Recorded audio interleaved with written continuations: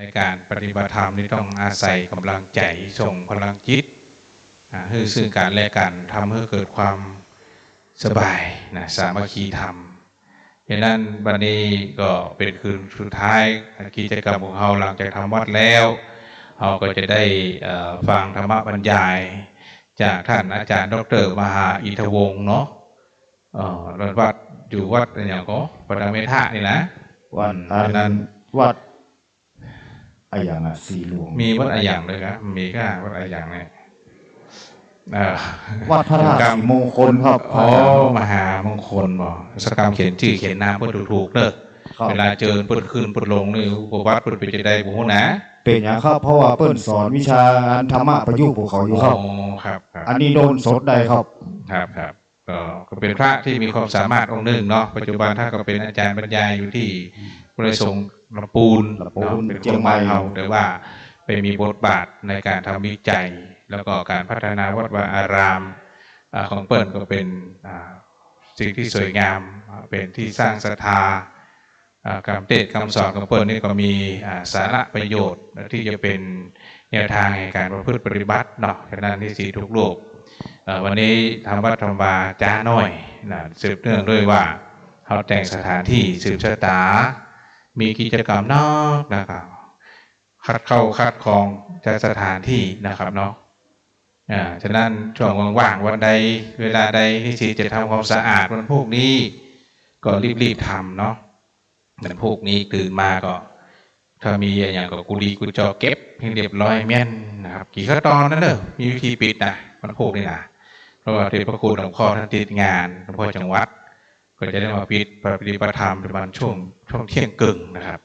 ฉะนั้นหมู่เขาทั้งหลายครับปิดดินเนอร์ต้อนรับพระเดชพระคุณหลวงพ่อได้รับโอวาทจากหลวงพ่อใครจะจำเป็นจะได้โกรธเอาเนาะวันพรุ่งนี้พระอาจารย์ก็จะมาร่วมพิธีปิดตัววันพรุ่งนี้นะวันนี้อยู่เวรถึง9 โมงเป็นไงเนาะนะครับก็นอนเป็นคู่เป็นกีมกันนะเนาะใครไม่สบายป่ะครับนี่แหละครับโอ้มีอาการปวดเมื่อยร่างกายเนาะโอ้วันนี้วันข้าวมาก้มๆเงยๆนะคาดข้าวสารคาดของเป็นกันเองนะครับตามมิติของบรรยากาศเขาเรียกว่าวัฒนธรรมของมจรเนาะซึ่งเขาท่านทั้งหลายก็ได้มาเฮียมมาเฮียนแล้วก็บางครั้งท่านก็ดีใจโดยจะจบแล้วเนาะปีสุดท้ายละนะบางคนกระทั่งก็เรียนปี 1ปี 2ปี 3นะครับฉะนั้นก็ทำใจให้สบายนะครับทำปัจจุบันผมบอกว่าปัจจุบันธรรมเนาะปัจจุบันแล้วก็นธรรมผมบอกว่าปัจจุบันนธรรมนะครับคุณธรรมนะครับผมไม่ได้บอกว่าเอาธรรมนะคุณธรรมแต่คุณธรรมเนอะคุณธรรมนี่นะมาพร้อมหรือยังครับบอกเนาะที่ได้ยินได้เสียงฟังประชาสัมพันธ์ก็นิมนต์รีบเข้ามาเด้อจะทำวัดนะ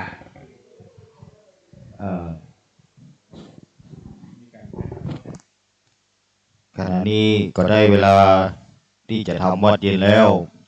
ขอตัวแทนกลุ่มที่2รูปไปเป็นประธานจุดเทียนธูปเพื่อบูชาพระรัตนตรัยครับกราบนิมนต์ครับ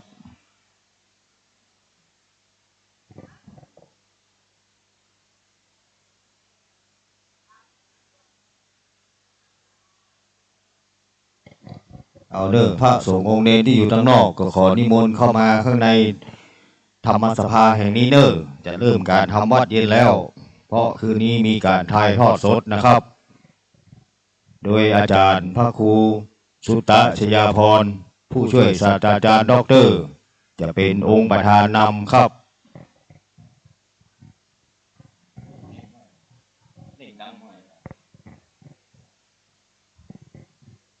ในช่วงนี้ก็ขอให้พระนิสิตเฒ่าทุกรูปพนมมือ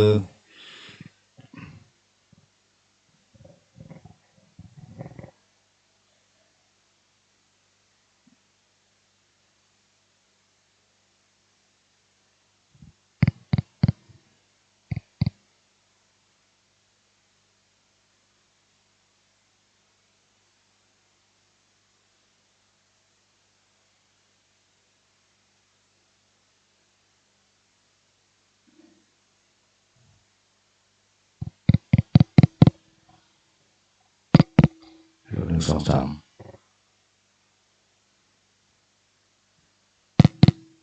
โอเคดังละ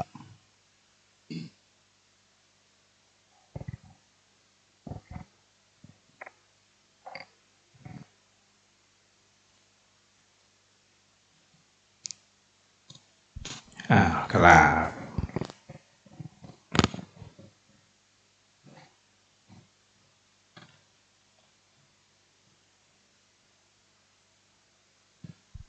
โยสุภะคะวะอะระหังสัมมาสัมพุทโธสวาคาโตเยนะภะคะวะตาธัมโมสุปฏิปันโนยัสสะภะคะวะโตสาวกสังโฆ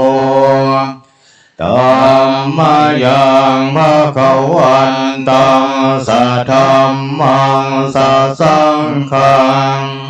อิเมหิสกการเรหิยัตถาระหังอโรปิเต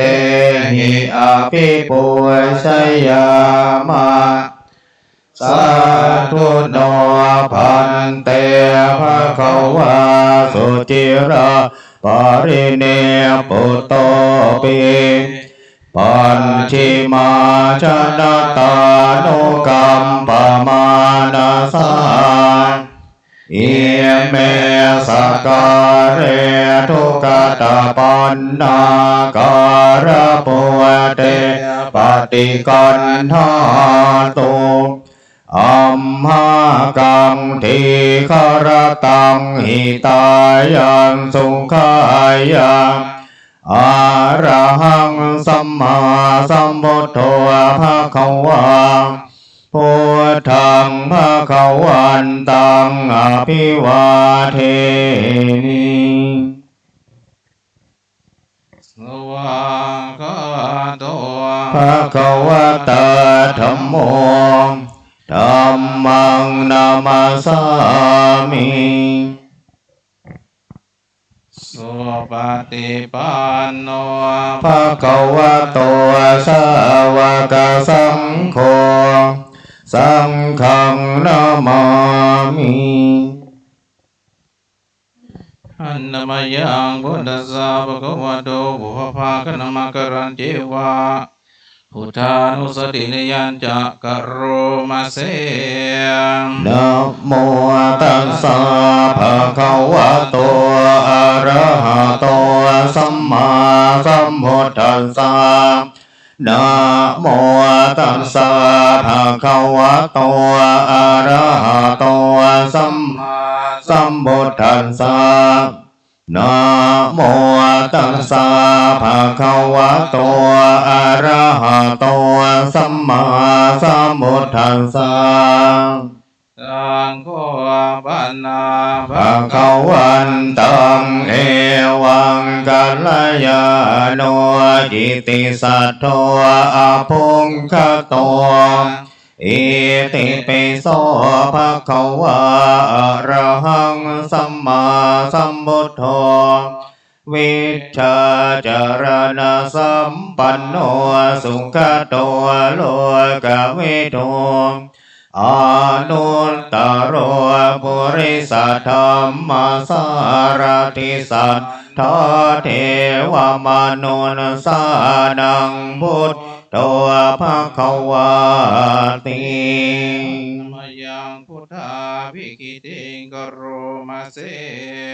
พุทธวาระหันตวรตาทิกุณาภิโยนโตสุนทาภิญาณกรุณาหิสมาคตันโตโอเทสิโยสุชนะตังกามลังวาโสโรวันธามหังตามรนังศิรสาชิเนนทังพุทโธโยสัพพปานินังสารนังเขมามุตตมังป ปัทมานุสติทานังวันทามิตังสิเรนังพุทธันสาสามิทานโสวะพุทโธเมสามิกินสโรพุทโธทุกขันสักกาตาจะวิทาตาจะหิตานสเมพุทธันสาหังนิยาเทมิสริรันชีวิตันติทังวันดันตัวหังจาริสามิพุทธันเสวาสุโพธิตังนาทิเมสารนังอัญญังพุทโธเมสารนังวรังเอเตนะสัจวันเชนะวันเทยังสัตถุสาสเนพุทธังเมวันธมาเนนะยังปุญยังปัสสุตังอิทาสัพเพปิอันตรายาเมมาเหสงตัสสะเตจัสสะกายเยนะวาจายาวาเจตสาวาพุทเทกุกัมมังปะกะตังมายายังพุทโธปฏิคันหาตุอาจยันตังกาลันตะเรสังวาริตุงวะพุทเทอันธรรมยังธรรมานุสตินยังกะโรมาเสสวาคาตัวภะคะวะตาธัมโมสันทิฏฐิโกอาการิโกเอหิปัสสิโกโอปานายิโกปัญจตังเวทิตัพโพวินโยหิติอันนามยังธรรมาภิกิติงกโรมาเสสวาคาตาตาติคุณนโยคาวเสนาสยโยโยมาคาปากาปริยติวิโมคาเพโทธัมโมกุโลกาปตานาตถาธาริธาริวันธามหังตมหารังวรธรรมเมตังธัมโมโยสัพพปานินังสารนังเขมามุตตมัง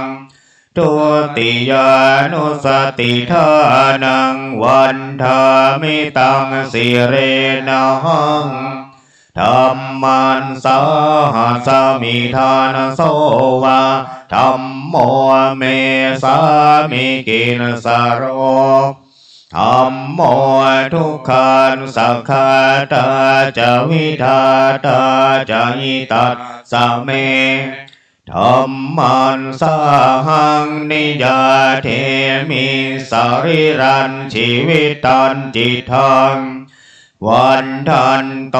หังจาริสามิธัมมันเสวะสุธัมมตังนาทิเมสารนังอัญญังธัมโมเมสารนังวรังเอเตนะสัจวันเชนะวันเทยังสัตถุสาสเนธัมมังเมวันธมาเนนะยังปุญญังปัสสุตังอิทาสัพเพปิอันตรายาเมมาเหสงตัสสะเตจัสสะกายเยนะวาจายาวาจาวาธัมเมกุกัมมังปะกะตังมะยะยังธัมโมปฏิคันหาตุอาจยันตังกาลันตะเรสังวาริตุงวะธัมเมอันธรรมยังสังขานุสตินยังกโรมาเสสุปฏิปันโนภะคะวะโตสาวกสังโฆ อุชุปฏิปันโนภะคะวะโตสาวกสังโฆยะปฏิปันโนภะคะวะโตสาวกสังโฆสามีจิปฏิปันโนภะคะวะโตสาวกสังโฆยะทิทังจันตาริปุริสายุคานิอัตถาปุริสาปุงคลาเอสะภะคะวะโตสาวกสังโฆอาหูไนโยปาหูไนโยทังขีไนโยอรานิโยอนุตตรังปุญญังเขตังโลกัสสติ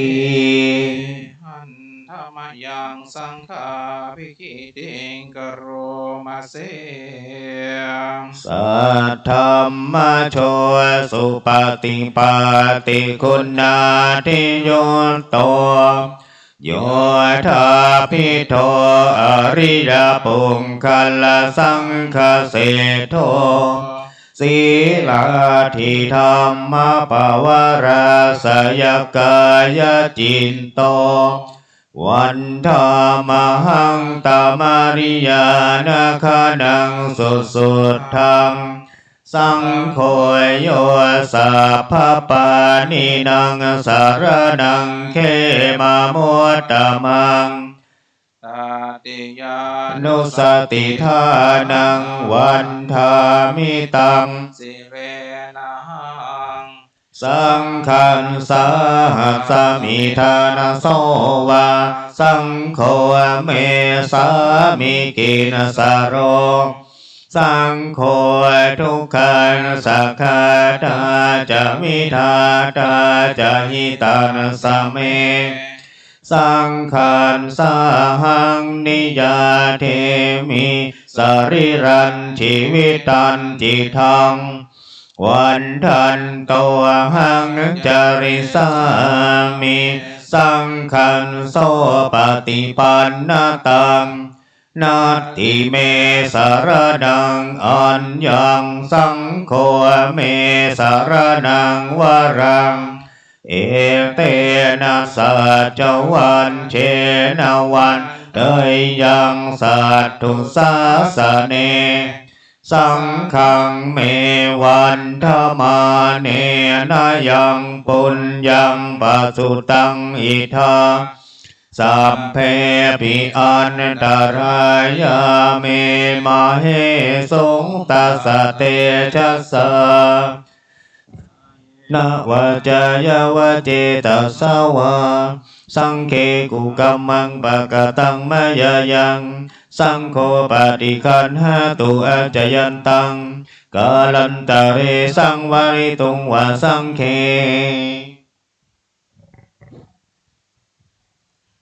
นาปะทังปนามาเส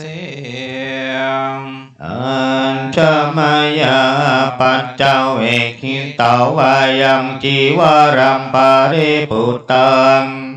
ตังยาวะเทวาสิตัสสะปฏิฆาตายาอุณนัสสะปฏิฆาตายาดังสมากสาวตาตาปัสสิลิงสปะสัมมัสสานังปฏิฆาตายายาวะเทวานิริโกปินาปฏิชาทานัตถังอัญชมายาปัจเจ้าเวกินเตาวายโยปินทปาโตปาริปุตโตโสเนวะทวายานามัตถายานามันดานายานาวิปุสานายายาวะเทวาอิมัสสกายัสสะทิติยายาปานายาวิหิงสุปารติยาจาริยานุขหายาอิติปุรานันจาเวทานังปฏิหังคามินาวันจาเวทานังนาอุปาเทสามิ ยะตาราจะเมภาวิสติอนาวัชชตาจะภาสุวิหารโรจติอัญชมายาปัจเจเวกินเตวายังเสนาสนังบาริปุตตังตังยาวะเทวะสิตัสสะปริฆาตายาอุณนัสสะปริฆาตายา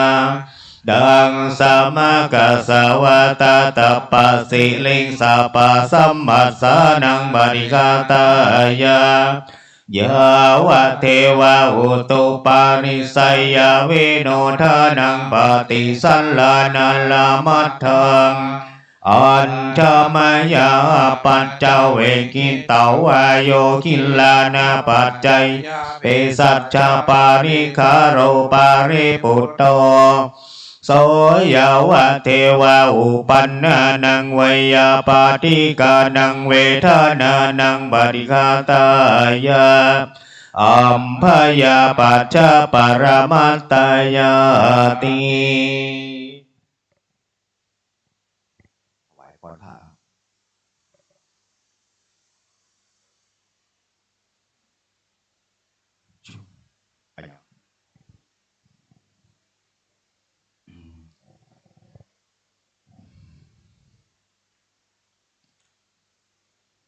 สรัจฉังสะเสนังสะพันธุงนลินทัง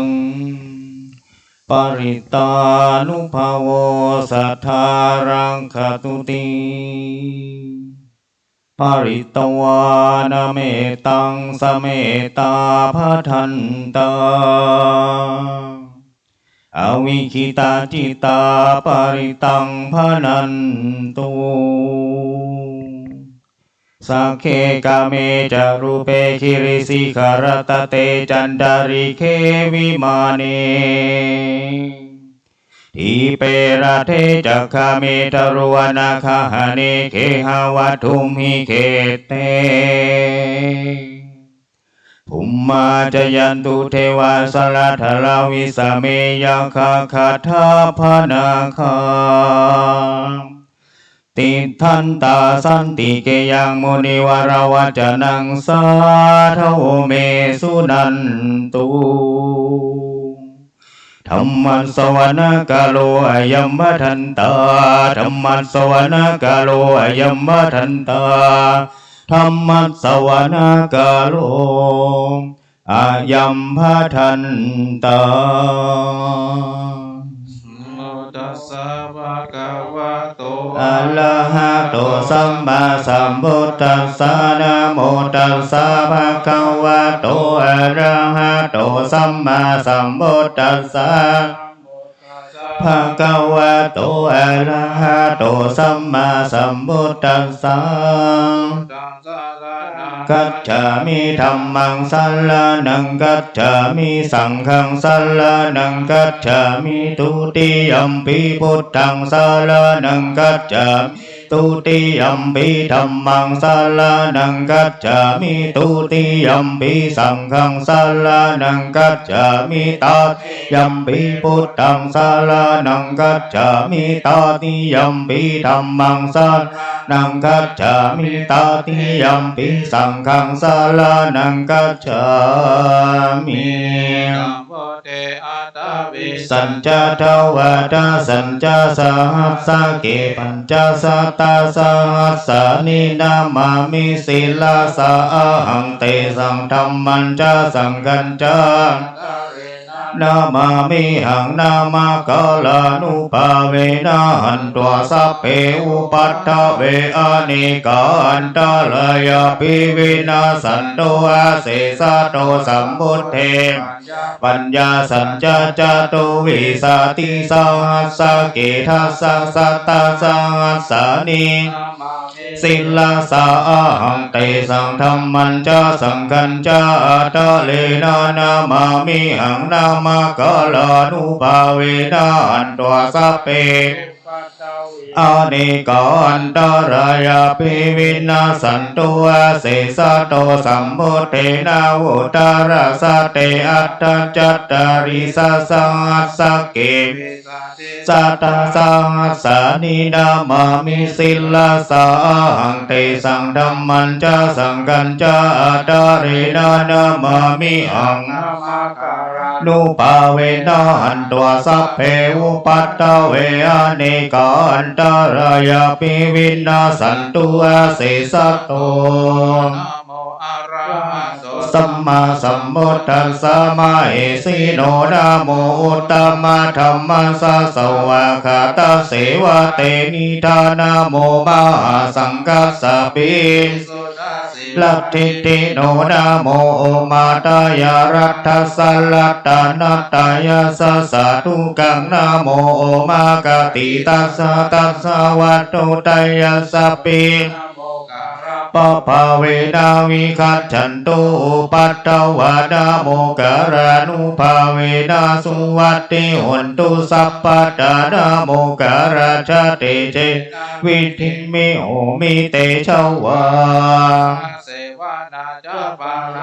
ปันติตานันจะเสวนาปูชาจะปูชานิยานังเอตัมมังคลามุตตมังปาติลุปาเตสวะโสจัม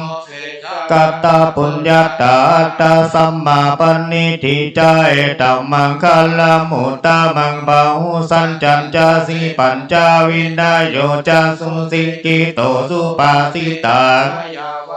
เอตัมมังคลามุตตมังมาตาปิโต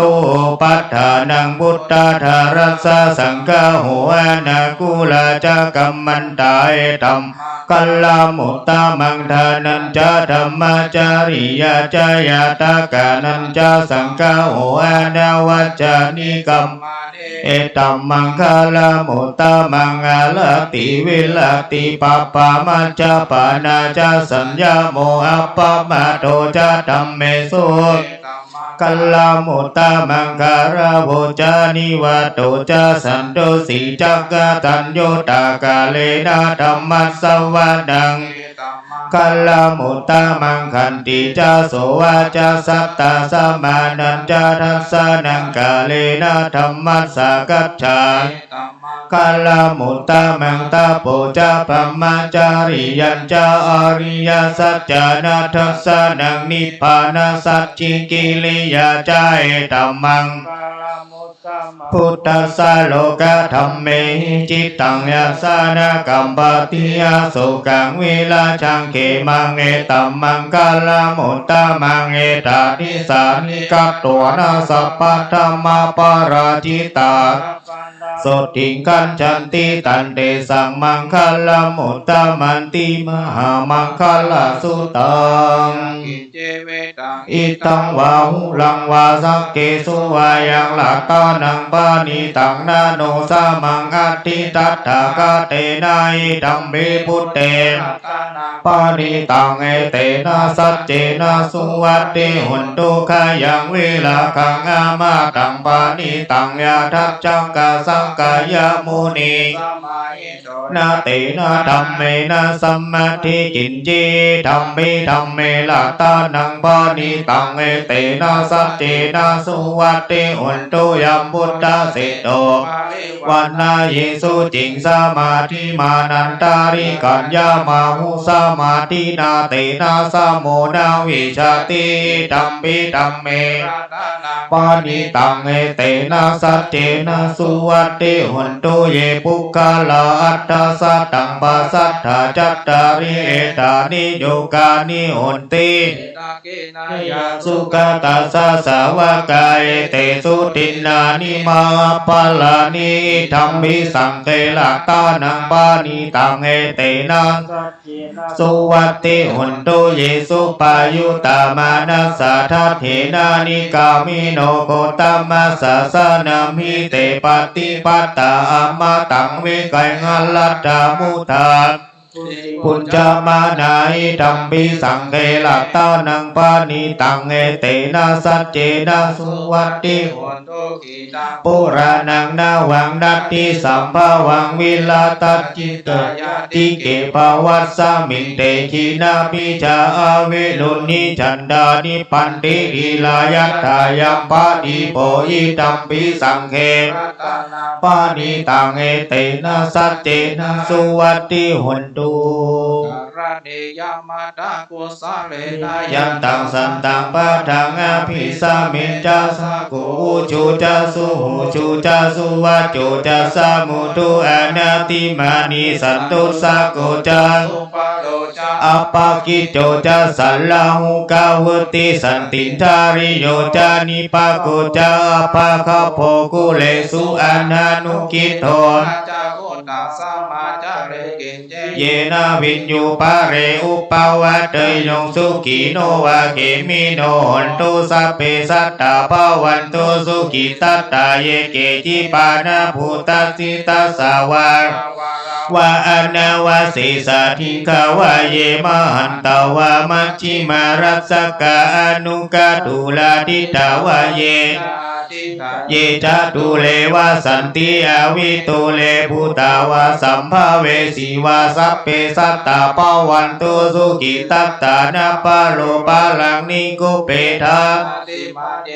กัตถาจินังกินจิปายาโลสานาปฏิฆาสัญญานัญญามัญญัสสะทุกขามิเจยามาตายัตนิยังพุทธังอายุสาเอกาพุทธมานุรักเกวังปิสัพพะภูเตสุมานาสัมภาวะเย เมตตัญจะสัพพะโลกัสสมิงมานะสัมภาวะเยอปาริมาณังอุทังอาโทจันติริยัญจะสัมมาทังอเวอาสัมปัตตังดิทันจารังนิสินโนวาสยาโนวายาวะตัสสาวิคาตัมมิโตเอตังสติงพระมะเมตตังวิหารังอิตามาหุทิตินจาอนุปคัมมะสีลาวะทัสสะเนนะสะเรติติกรณียเมตตาสุตัง ปะมาโนพุทโธ อัปปมาโนธัมโมอัปปมาโนสังโฆปะมานาวันตานิสิริสาปานิอายิวิจิกาสัตตปฏิอุณนานาภิโมสิกาคตาเมรักขคตาเมปาริตาปฏิกามันโตปุตตานิโสหังนะโมบังคะวะโตนะโมสันตันนังสัมพุทธานังนิคันธาปาริตัง เวตายาจักกุมา เอกราชาหลิสวรรณโนปัทวิปปะโสตังตังนัมมัสสามิหาริสวรรณัง ปะดา วิปปะสังกายัจจากุตาวิหาริ มุราติ เยพระมานาเวทากุสัพพะธัมเมเตเมนะโมเตจามังปาลายันตุนามัตถุพุทธานังนามัตถุโพธิญาณ นะโมวิมุตตา นะโมวิมุตติยาหิมังโสปาริตังกัตถวโมโร วาสาวกปายิติมุระปาลิตังยันโทนิเมตัง อวามังคลัญจโยจามานาโพสกุณาสัสสะโดปะปังกะโหโดโสปินังอากันตังพุทธานุภาเววินาสเมนโตยันโตนิมิตัง มังคลัญจ โยจามานาโพสกุณาสัสสะโดปะปังกะโหโดโสปินังอากันตังธรรมานุภาเวนะวินาสเมนโตยันโตนิมิตัง กัลลัญจโยจามานาโพสกุณาสัสสะโดปะปังกะโหโดโสปินังอากันตังสังฆานุภาเววินาสเมนโต อดิโลเกศิลาโกโน สัจจังสุจยานุตยาเตนะสัจเจนะกะอามิสัจจกิริยามนุตตรังอวจิตวันสันนิตัวปุพพเกชิเนสัจจพาลามาวาสยาสัจจกิริยามกาสหังสันติปัคขาปัตตานัง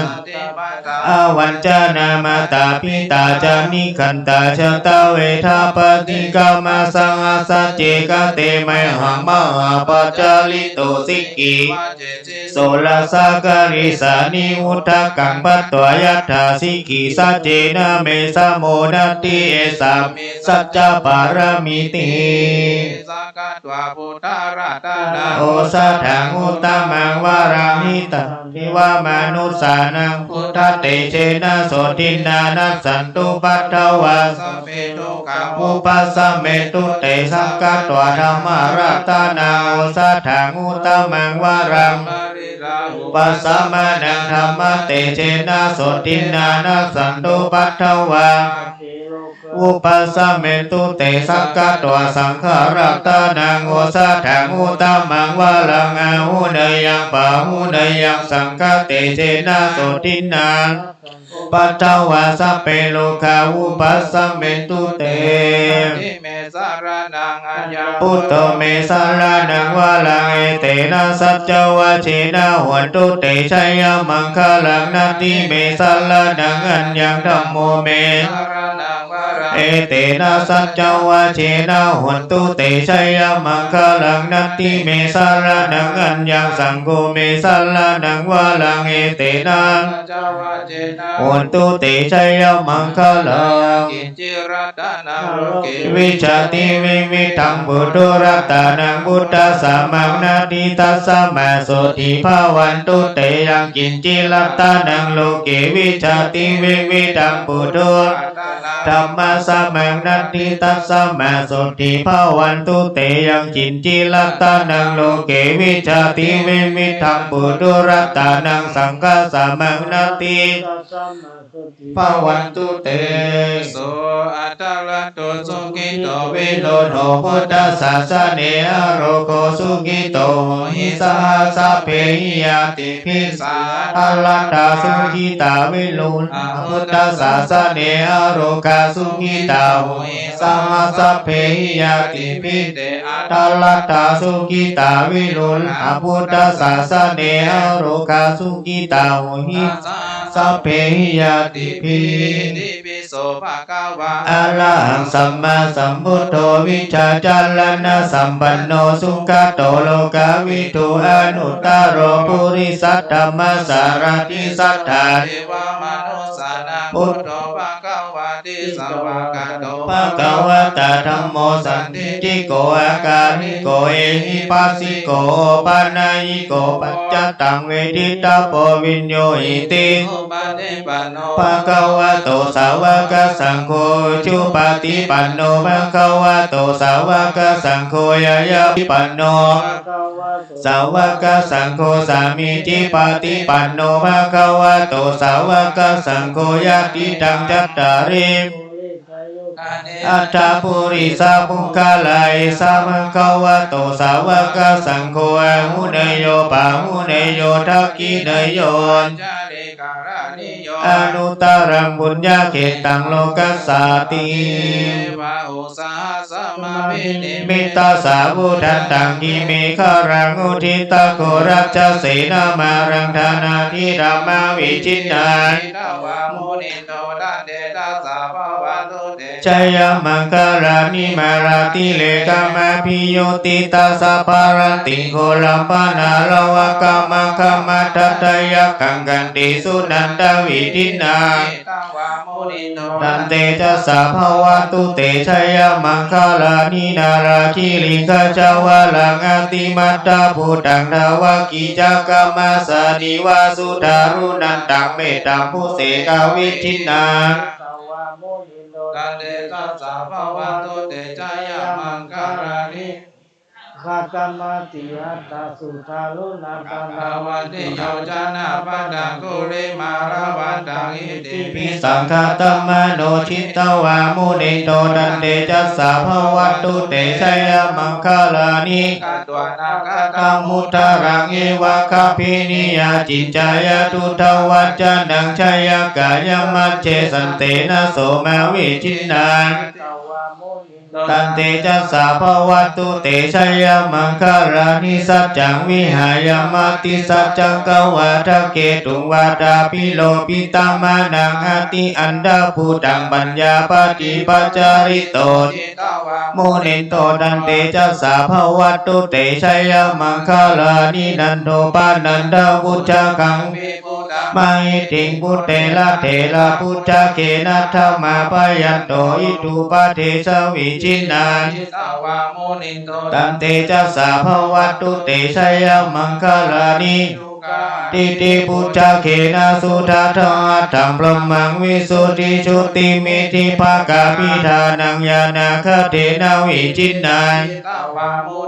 ตันเตจัสสะภวัตุเตชัยมังคลานิเอตาปิพุทธชัยมังคลาทัคคาทายุวัจโนทินาทิเนนิตัวนานิกาวิวิธานิจุปัตถวานิโมขังสุขังอธิกามยานโรสปัญโยมหาการุณิโกนาโตอิตายาสัพพะปานินางปุเรนตวปารามิสัพพะปัตโตสัมโพธิมุตตะมังเอเตนะสัจจวะเจนะวันตุเตชยันโตโพธิยามูเลสักกายานังนันทิวัตตโนเอวังตะวังวิชโยหิ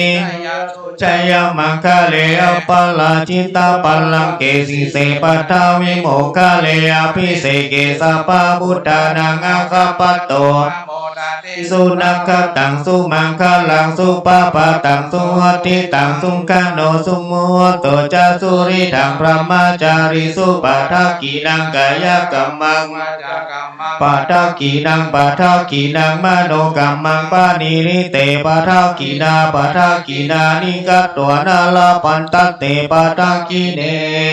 โพจังโกสัติสังฆโตธรรมนังวิจโยตัฏฐาวิริยังปิติปัสสติโพจังคาจัตตัฏฐาปะเรสแมทุเปขะโพจังคา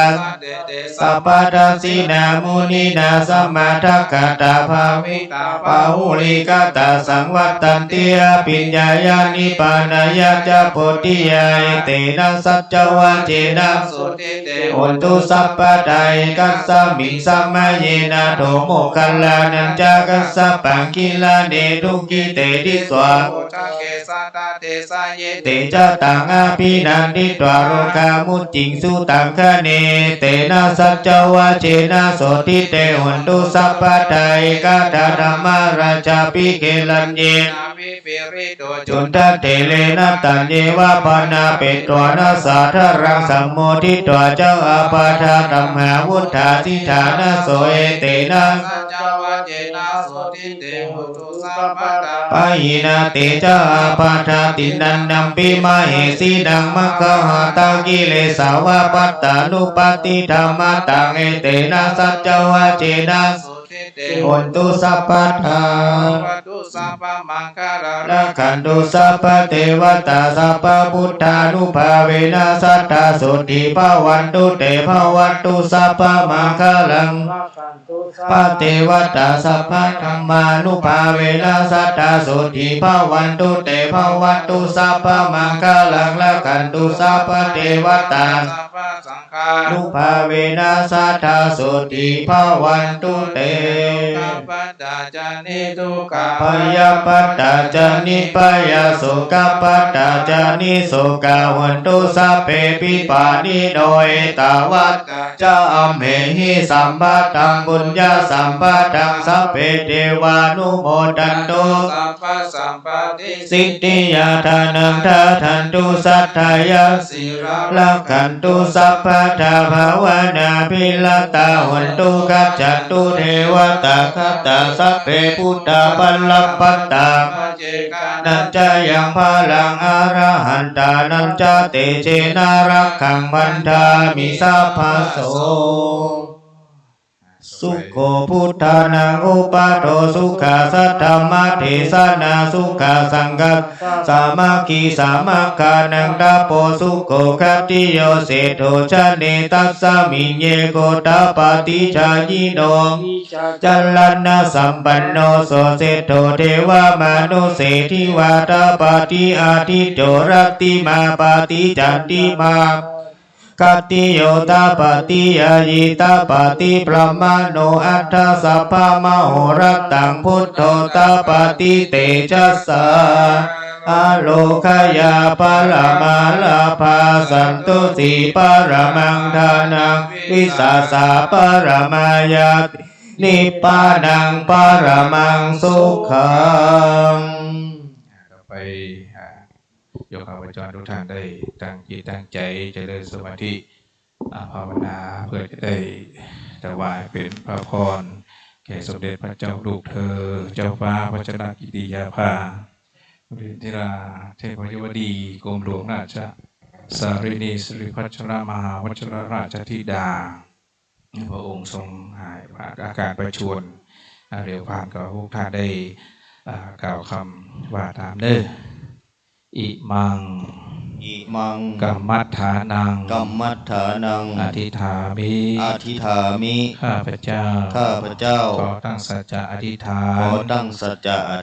นกระทำซึ่งพระวิปัสสนากรรมฐานนี้ด้วยความตั้งอกตั้งใจบัดนี้เป็นต้นไปเถิด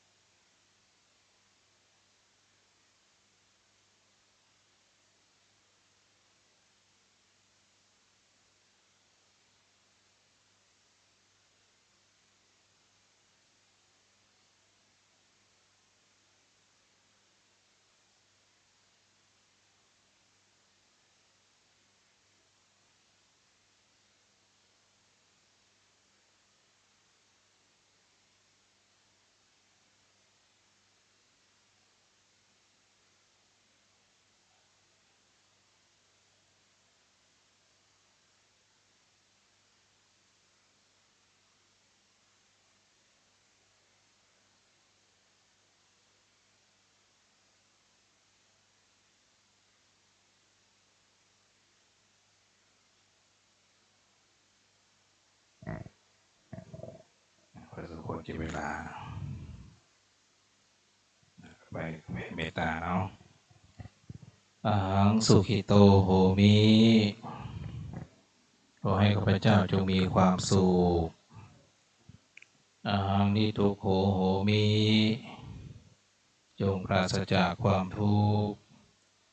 อาหังอเวโรโหมิ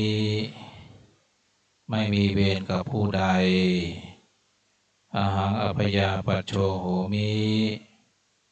ไม่มีความพยาบาทเบียดเบียนกับผู้ใดอาหังอานิโคโหมิ อาหังอานิโคโหมิ ไม่มีความลำบากกายลำบากใจ ไม่มีความลำบากกายลำบากใจ สุขีอาตานัง สุขีอัตตานัง ปริหารันตุ ปาริหารันตุ จงมีสุขรักษาตน จงมีสุขรักษาตน ให้รอดพ้นจากทุกภัยทั้งหมดทั้งสิ้นเถิด ทั้งหมดทั้งสิ้นเธอ ขอเดชะ ขอเดชะ ด้วยอำนาจบุญกุศล ด้วยอำนาจบุญกุศล ที่ข้าพเจ้าทั้งหลาย ที่ข้าพเจ้าทั้งหลาย ได้บำเพ็ญแล้วในวันนี้ ได้บำเพ็ญแล้วในวันนี้ ในการสวดมนต์ไหว้พระ ด้วยการสวดมนต์ไหว้พระ เจริญสมาธิภาวนา เจริญสมาธิภาวนา จงเป็นพลานิสงส์ จงเป็นพลานิสงส์ ส่งผลดลบันดาล ส่งผลดลบันดาล ให้แก่ผู้มีอุปการะคุณทั้งหลาย ให้แก่ผู้มีอุปการะคุณทั้งหลาย มีบิดามารดา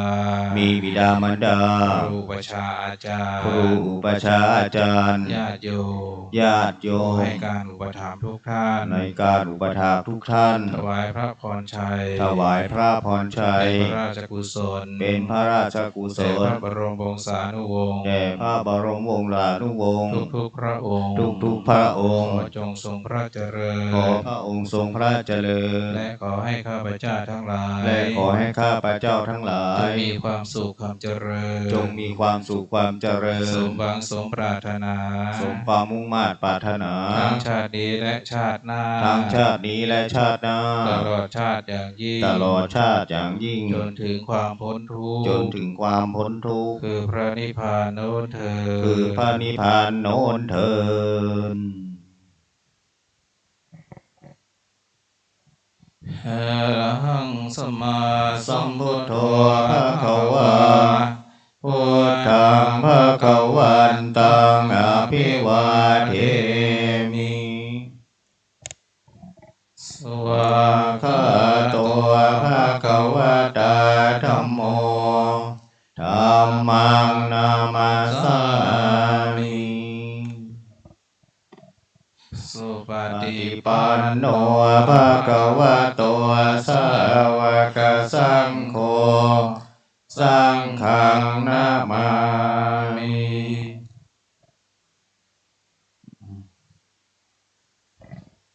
เป็นไง ช่วงนี้ก็เป็นช่วงเวลาที่ของรัฐหมายจะได้มาฟังธรรมบรรยาย ช่วงนี้ก็ขอนิมนต์พระคุณเจ้าไปทำภารกิจเนาะ เดี๋ยว สัก5 นาทีแล้วก็นิมนต์เข้ามาเนาะ เดี๋ยว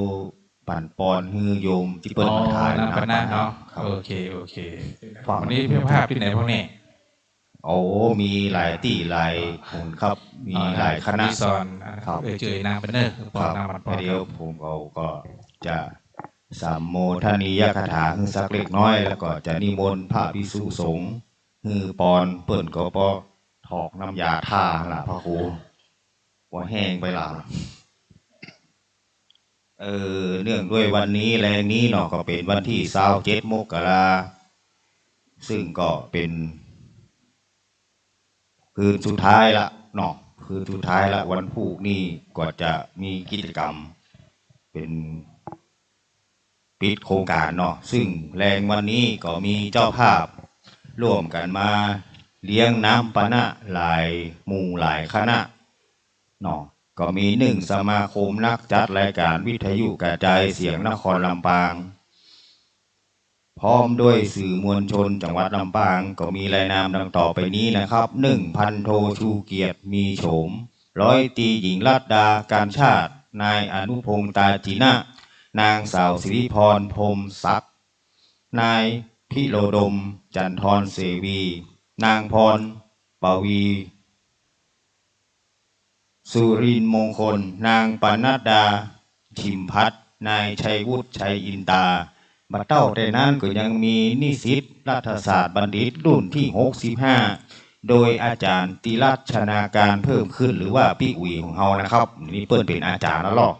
แล้วก็นายอดิเทพสุวรรณบุตรนายสุภชัยศรีหยาบนายวรุษวรวุฒิเขียวสนุกเนาะแล้วก็มีรายนานเจ้าภาพถวายน้ำปานะนี่นะตอนแมลงนี่ก็ยังมีแหมอันนี้เปิ้นถวายนมเผือกเนอะก็มีนิสิตบรรพชิตจันทร์ปีที่4สาขาวิชารัฐศาสตร์เนาะแล้วก็ตาเจ้านี่นะกินของเปิ้นไปแล้วปอนไปได้ฮื้อเด้อขอฮื้อโดยก้นกันแล้วกัน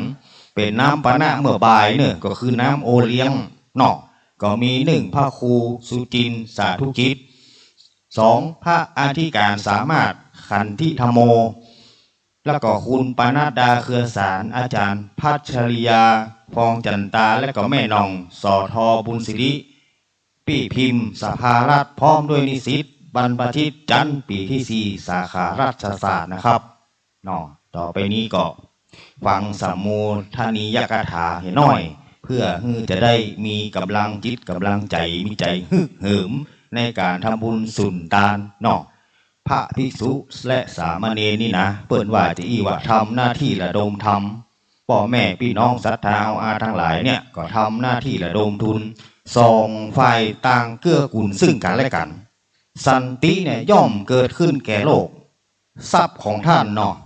พ่อแม่พี่น้องศรัทธาทั้งหลายเนี่ยถึงแม้ว่าจะแปลสภาพเป็นน้ำเต้าหู้งาดำนมสดนมเผือกน้ำขิงน้ำโอเลี้ยงเนาะที่ได้สละสร้างทานบารมีในวันนี้นะเป็นทรัพย์ที่มีประโยชน์ต่อชาวโลกอย่างแท้จริงเนาะเหมือนแม่น้ำบ่ดื่มกินน้ำของตัวเองแต่เป็นประโยชน์ต่อชาวโลกฮือได้อาบได้ดื่มกินต้นไม้บ่กินผลไม้ของตัวเก่าหรอกแต่มีไว้เพื่อแจกจ่าย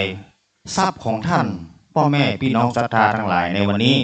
จึงเป็นประโยชน์อย่างยิ่งแก่ตนเองและก็ชาวโลกเนาะในโอกาสนี้อาตมาภาคและก็คณะสงฆ์จะได้พร้อมใจกันอาราธนาบารมีธรรมของสมเด็จสัมมาสัมพุทธเจ้าพระปัจเจกเจ้าและพระอรหันต์เจ้าทั้งปวงบารมีธรรมของครูบาอาจารย์ที่เฮาเคารพและก็นับถือตลอดจนบารมีธรรมของทุกท่านในที่นี้ที่ได้สร้างสมอบรมมาดีแล้วขอบุญบารมีทั้งหลายเหล่านี้จงมาประมวลรวมกันเข้าให้เป็นตบะเดชะพลวะปัจจัยส่งผลดลบันดาลอภิบาลปกป้องคุ้มครองรักษาให้ทุกท่านปรารถนาสิ่งหนึ่งประการใดอันไปเป็นไปในทางที่ชอบประกอบด้วยกุศลขอจงสำลิดผลดังกมลที่มุ่งมา่ปรารถนาแล้วทุกประการให้ทุกท่านเข้าถึงฐานะแห่งความเป็นเศรษฐีมหาเศรษฐีใจบุญผู้ค้ำจุนพระพุทธศาสนาเมื่อถึงข้าวเจริญภาวนาปฏิบัติธรรมขอให้มีดวงตาเห็นธรรมเข้าถึงธรรมะของพระพุทธเจ้าได้โดยง่ายโดยเร็วพลันจนกระทั่งถึงพระนิพพานจงทุกท่านเถิดสัพเพติโยวิวัชชันตุสัพพะโลกวินาศตุมาเตภวันตรายโยสุขิติขายุโกภวะอภิวาทนาสิริสเนจังตาปัจจายิโนจันตาโนธรรมาวันทันติอายุวันโนสุขังภาลังเสร็จเรียบร้อยต่อจากนี้ไปก็นิมนต์พระสงฆ์องค์เนรไปฉลองศรัทธาน้ำเต้าหู้งาดำนมสดนมเผือกน้ำขิงน้ำโอเลี้ยงของศรัทธาเนาะแล้วก็ทำธุระกิจส่วนตัวนิมนต์ลูกตามอัธยาศัยครับแล้วทำสักเบิดถ้าพระอาจารย์มาหาเพิ่นมาเนาะก็ตั้งผมก็จะได้บอกกล่าวส่งสัญญาณให้หน่อว่าถ้าพระอาจารย์มหาอินทวงศ์คืนนี้เปิ้นก็จะมาบรรยายธรรมะมาสนทนาอู้จ๋ามาให้กำลังใจ กับหมู่เฮาพานิสิตเฮาที่มาปฏิบัติธรรมเปิ้นก็ได้คิวคืนวันสุดท้ายเนาะซึ่งอาจารย์มหาอินทวงศ์เนี่ยเปิ้นก็ได้มาสอนผมเขาในวิชาธรรมะประยุกต์จันทร์ปีที่4พวกท่านตั้งแต่ปี3ปี2ปี1ลงไปก็ถึงจะได้เรียนเหมือนกันครับวิชานี้นะสำหรับตอนนี้ก็ของดใจเสียงเพียงแต่อีกก่อนนะครับเนาะ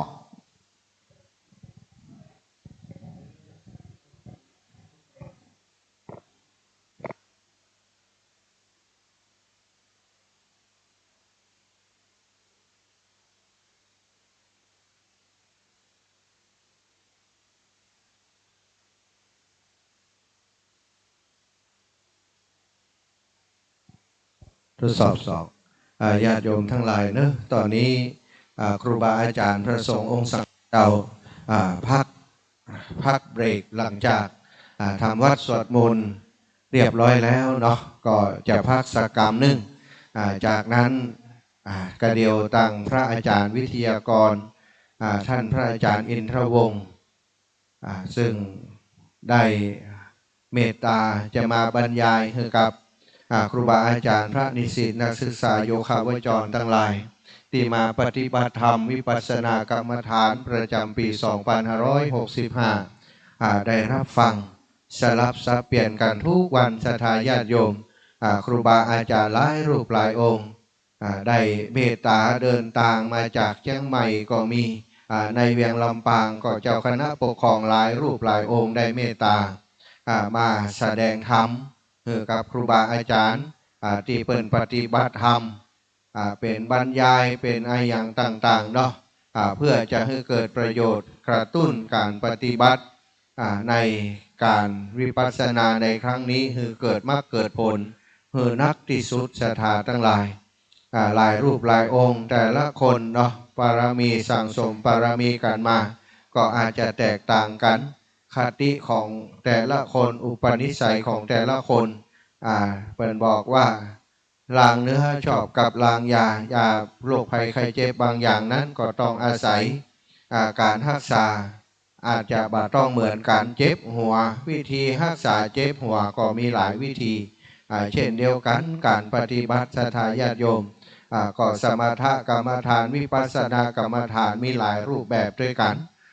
จนกว่าจะค้นเจอให้ตรงกับจริตฉะนั้นการที่นิมนต์ครูบาอาจารย์ได้มาบรรยายเสริมห้องเพื่อจะเป็นการเกร็ดความรู้เล็กๆน้อยๆผสมผสานกับครูบาอาจารย์ที่รับผิดชอบโดยตรงพระวิปัสสนาจารย์ที่เปิดรับผิดชอบก็เป็นประโยชน์อยู่ส่วนหนึ่งส่วนใหญ่อีเตอร์นะเนาะส่วนที่มาเสริมก็เป็นเหมือนกับอาหารเสริมศรัทธาญาติโยมบางครั้งอาหารเสริมก็มีความจำเป็นสำหรับร่างกายแต่ละส่วนวันนี้ทางเจ้าภาพที่มาเลี้ยงน้ำปานะเนื้อศรัทธาบ่าค่ำแมลงนี้เป็นกลุ่มเป็นคณะโดยเฉพาะคณะจิตอาสากลุ่มสมาคมนักจัดรายการของจังหวัดลำปางนำโดยท่านพันโทชูเกียรติมีโฉมหรือว่าลุงโบคนรูปหล่อคนหนุ่มเนาะลุงโบคนหนุ่มวินาศรัทธาอายุเป็นเพียงตัวเลขร่างกายหนุ่มลงก็8 คนเหมือนกันเป็นคนที่มีจิตใจร่าเริงเมื่อ 2-3 วันก่อนนี้บัดได้มาร่วมงานโดยสักกรรมเนื่องจากว่าไปร่วมแจกของไปดูแลผู้ป่วยไปดูแลคนที่เปิดมีโอกาสน้อยในสังคมเอาของไปแจกในนามของสมาคมในนามของคนใจบุญทั้งหลายระดมทุนกันไปอาตมาก็ไม่ได้ไปแอวได้เปิดสกรรมแต่ได้ฝากปัจจัยร่วมบุญกับลุงโบกับคณะโยมแม่รัตดาคุณโยมบัวตองหลายคนกับคณะของเปิ้นไอเดียวอนุพงษ์ตาจีนะเปิ้นก็ไปด้วยกันศรัทธางานบุญที่ไหนมักจะปะทีมงานของนักจัดรายการสมาคมนักจัดรายการจากวัดลำปางโดยลุงโบแม่รัตดาโยมน้องบัวตองทีมงานเปิ้นจะไปแอวหากันศรัทธาที่ฟังอยู่ทางเชียงใหม่คณะนี้เนอะไปที่งาน วัดเหล่ามนทาเนาะก็มีลุงโบเพิ่นก็ไปแอวนะ วันนี้ลุงโบอยู่ที่นี่จะขั้นรายการแห่งกรรมคือลุงโบได้ช่วยช่วยจ่ายอย่างไปสักเล็กน้อยเดี๋ยวอาตมาภาพจะไปฮับสถานญาติโยมแห่งกรรมเอาเรื่องเกี่ยวกับการปฏิบัติธรรมหรือว่าเรื่องที่ลุงโบไปทำกิจกรรมที่แม่เมาะวันก่อนมาเล่าให้ฟังก็ได้หอมไปปันได้อย่างพ่อง เจริญพรลุงโบเนอะ นมัสการพระคุณเจ้าสวัสดีท่านผู้ฟังที่เคารพทุกท่านครับวันนี้หลวงโบได้มาร่วมถวายน้ำปานะโครงการพัฒนานิสิตและบัณฑิตให้มีสติปัญญาและคุณธรรมกิจกรรมปฏิบัติวิปัสสนากรรมฐานนิสิตประจำปี 2565 ครับวันนี้หลวงโบอยู่ที่มจรนี่ครับก็ต้องขอบคุณ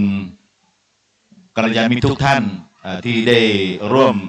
ทำบุญด้วยกันเมื่อวันที่ 22 มกราคมที่ผ่านมาครับซึ่งเป็นโครงการของสมาคมนักจัดรายการวิทยุกระจายเสียงนครลำปางได้รวบรวมปัจจัยและก็สิ่งของจากกัลยาณมิตรหลายหน่วยงานครับที่มอบให้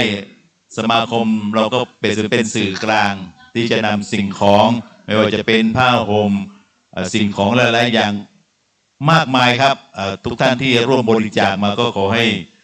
ทุกท่านนะครับที่ร่วมบริจาคมานี้จงมีสุขภาพที่แข็งแรงคิดอะไรขอให้สมความมุ่งมา่ปรารถนาขอบคุณ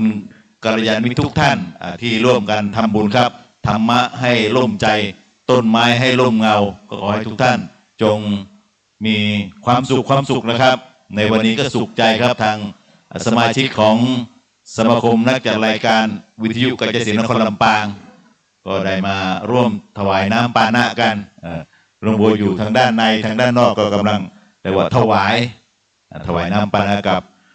พระภิกษุสงฆ์ที่มาปฏิบัติธรรมวิปัสสนากรรมฐานในครั้งนี้นะครับก็คงได้มีโอกาสเดินทางไปหลายๆที่เขาเรียกว่าธรรมญาตาเนาะไปตามหมู่บ้านต่างๆไปทำบุญร่วมกันนะครับดังนั้นท่านผู้ฟังครับท่านฟังรายการของธรรมะของ 106.50 ทุกวันนะครับท่านเปิดไปเลยครับตั้งแต่ตี 5จนถึง 4 ทุ่ม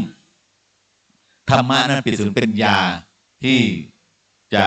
ชำระล้างเราไม่ต้องกินยาสารเคมีแต่เรารับประทานธรรมะนี่ก็คือเครื่องกล่อมเกลาจิตใจข้อคิดอะไรต่างๆที่ได้บอกกล่าวไปนั้นถ้าเราปฏิบัติได้เราก็จะมีความสุขเราก็จะมีความสบายใจนะครับเรื่องของการทำบุญสุนทานนะแล้วแต่จิตศรัทธาครับจะทำมากทำน้อยนั้นไม่มีปัญหาครับแล้วแต่ครับแต่ว่าเราได้ข้อคิดได้ธรรมะจากพระแต่ละรูปที่ได้เทศให้ฟังนะครับแล้วแต่ท่านจะชอบพระองค์ไหนชอบคติเตือนใจตรงไหนนำไปประพฤติปฏิบัติเราก็จะเกิดความสุขภาพเราก็จะแข็งแรงผมก็ต้องยอมรับว่าในกลุ่มของท่านผู้ฟังที่ฟังขึ้นของ 106.50 นะครับวิทยุนครลำปางเนี่ยแต่ละท่านโอ้เสียงไม่ต้องแล้วครับเสียงแจ่มเสียงนั้นบอกถึงเรื่องของสุขภาพท่านเป็นผู้ที่มีสุขภาพที่ดีบางท่านบอกว่านั่งไม่ได้นอนฟังก็ยังหรือโทรศัพท์มาก็เสียงยังใสอยู่ครับขณะนี้ยังมีหลายๆท่านที่ฟังอยู่ครับเดี๋ยวจะมีกิจกรรมต่อครับในช่วงนี้เป็นการพักผ่อนสักครู่พระที่ปฏิบัติธรรมอยู่นี้ก็จะไปรับถวายน้ำปานะจากกลุ่มสมาชิกหลายๆท่านครับมากมายครับที่มาถวายในวันนี้ครับไม่ใช่เฉพาะของสมาคมนักจัดรายการวิทยุอย่างเดียวนะครับยังมีหลายกลุ่มครับที่มาร่วมทำบุญกันครับวันนี้วันนี้เป็นวันสุดท้ายใช่ไหมครับวันนี้วันสุดท้ายวันพรุ่งนี้จะสืบชะตาหลวงตอนบ่ายโมงตอนเช้าเลยครับตอนเช้าบ่ายโมงตอนโทษพรุ่งนี้ตอนเช้ามาเลยครับมาร่วมกันถ้าสามารถมาได้ถ้ามาไม่ได้ก็ฟังทางรายการได้ไหมถ่ายทอดใช่ไหมครับครับสืบชะตาหลวง9 โมงครึ่งถ่ายทอดเลยครับฟังการถ่ายทอดจากวัดเลยครับแล้วก็ท่านก็แล้วแต่จิตศรัทธานั่งวิปัสสนาหรืออาจจะทำกิจกรรมงานของท่านไปแล้วก็ฟังไปด้วยครับธรรมะตัวนั้นที่จะทำให้เราจิตใจแล้วก็มีการทอดพระป่าด้วยนะครับที่ผู้ที่ร่วมทำบุญมาครับก็จะทอดพระป่าในวันพรุ่งนี้เลยครับถือว่าวันพรุ่งนี้สมทบวิทยุ ครับสมทบวิทยุครับลุงโบก็ด้วยนะเนาะวิทยุด้วยเนาะ ใช่ขอบคุณนะครับนี่แหละก็ยังว่ารายการที่พวกเราจัดนี่ก็ได้รับความเมตตาจากทุกท่านนะครับที่ร่วมกันบริจาค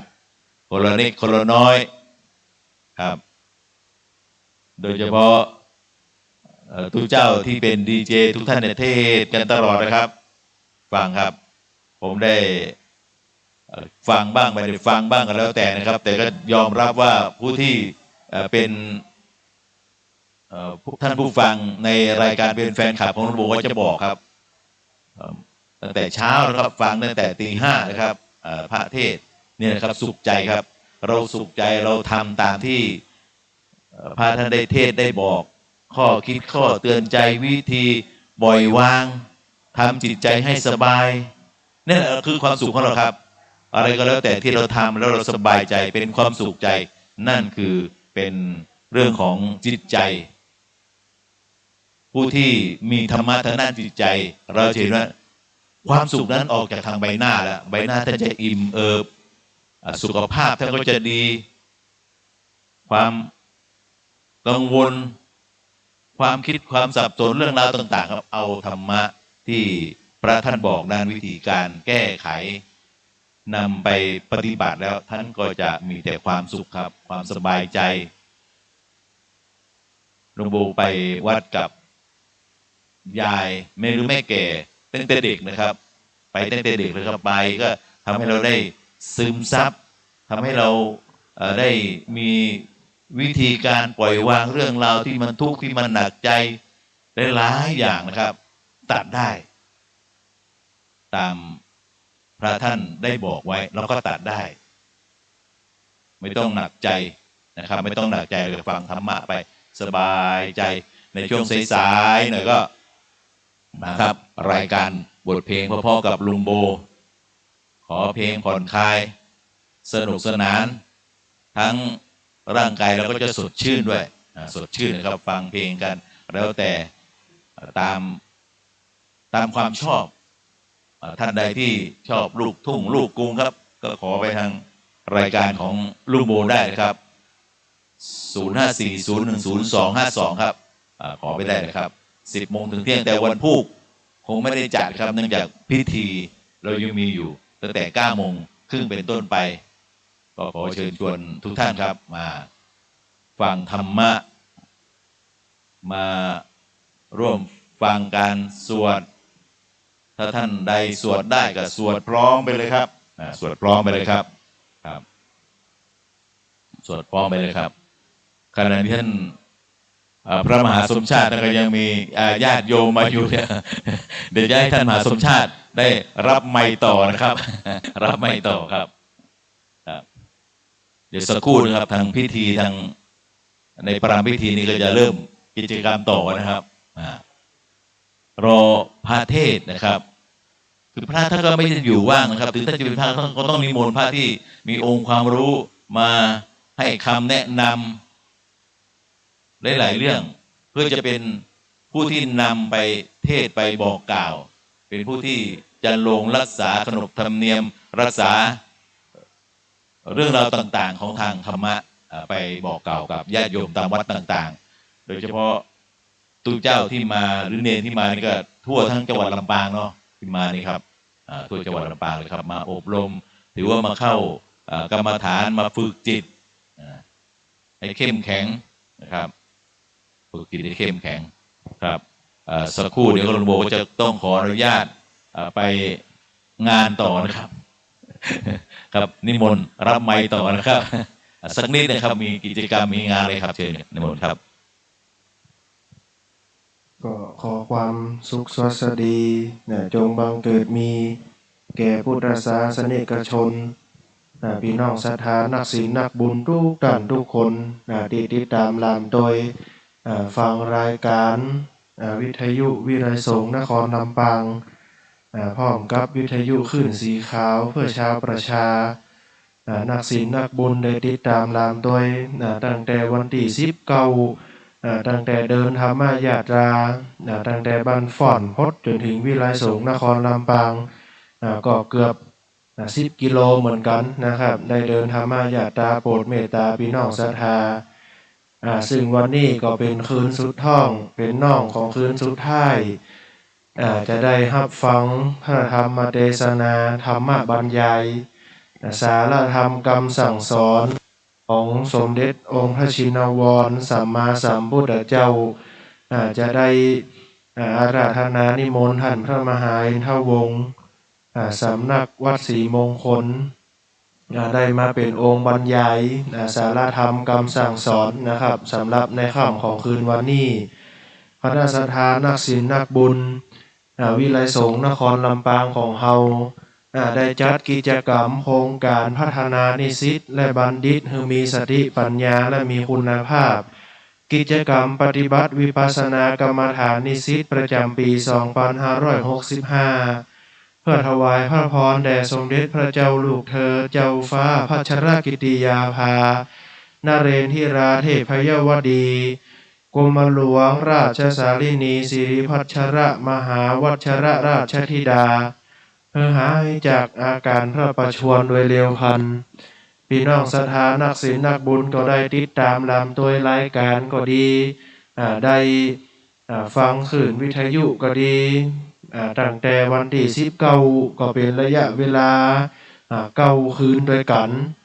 ได้ประพฤติวัดปฏิบัติธรรมสวดโยโกห้องได้ภาวนา